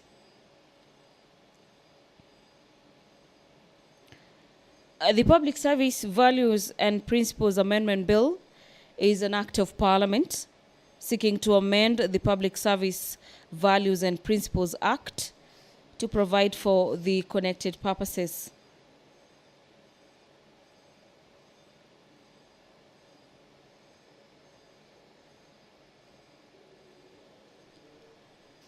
And to just take you through some of the purposes of this particular bill is that it seeks to amend the Public Services and Principles Act to require that all state organs in the national as well as county governments and the state corporations do submit annual reports on details of human resource in constitutional commissions, independent offices, and the county public service boards and the county assembly service board. This report that is to be submitted by various state organs should contain details outlining the total number of employees and highlighting their gender, age, as well as county of birth and the county of residence.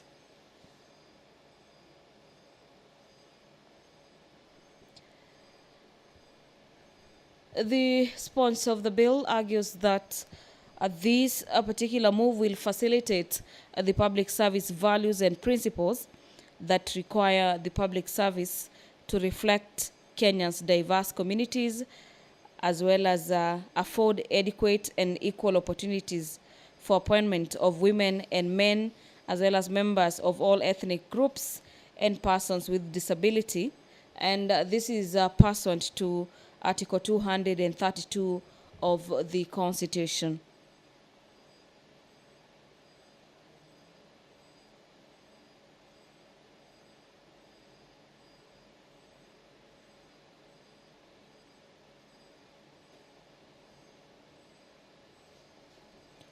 Further, the bill seeks to amend Section 16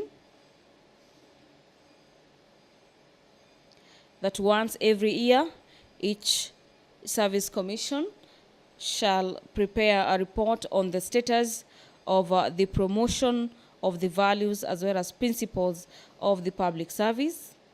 And yet again, each service commission shall submit the report prepared under subsection 1 to the President as well as Parliament and the Governor and the county assemblies, which were relevant by the 31st of December of every year. In the report pertaining the values and principles of public service, the report should contain information detailing the measures taken to promote the values and the principles of public service, as well as progress achieved in the promotion of values and principles of public service. The report should further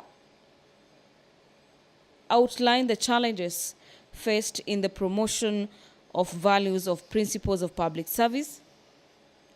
Equally, the report should offer recommendations, if any, for the progressive realization of values and principles of public service.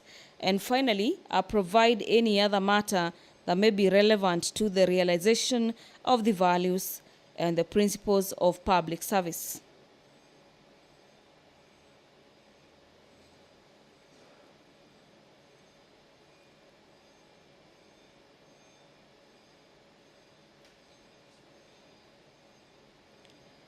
We await for that a quorum to be attained this afternoon for the debate on this particular bill by the Senator for Nandi County, Senator Samson Cherargei, to be attained. And you can hear from the screens. The quorum bell is currently on. The Speaker has directed that the Sergeant at Arms during the quorum bell for 10 minutes, and this is to allow for senators to make their way into the chamber this afternoon to necessitate that quorum to be attained. Previously, there has been concerns across the country in regards to matters to do with ethnicity of various communities employed in various state agencies as well as departments across the country. And this particular bill seeks to promote matters to do with diversity in the public service. The bill aims to uphold the constitutional provisions of Article 232 and Article 10 of the Constitution, reflecting on the values and principles of matters to do with public service.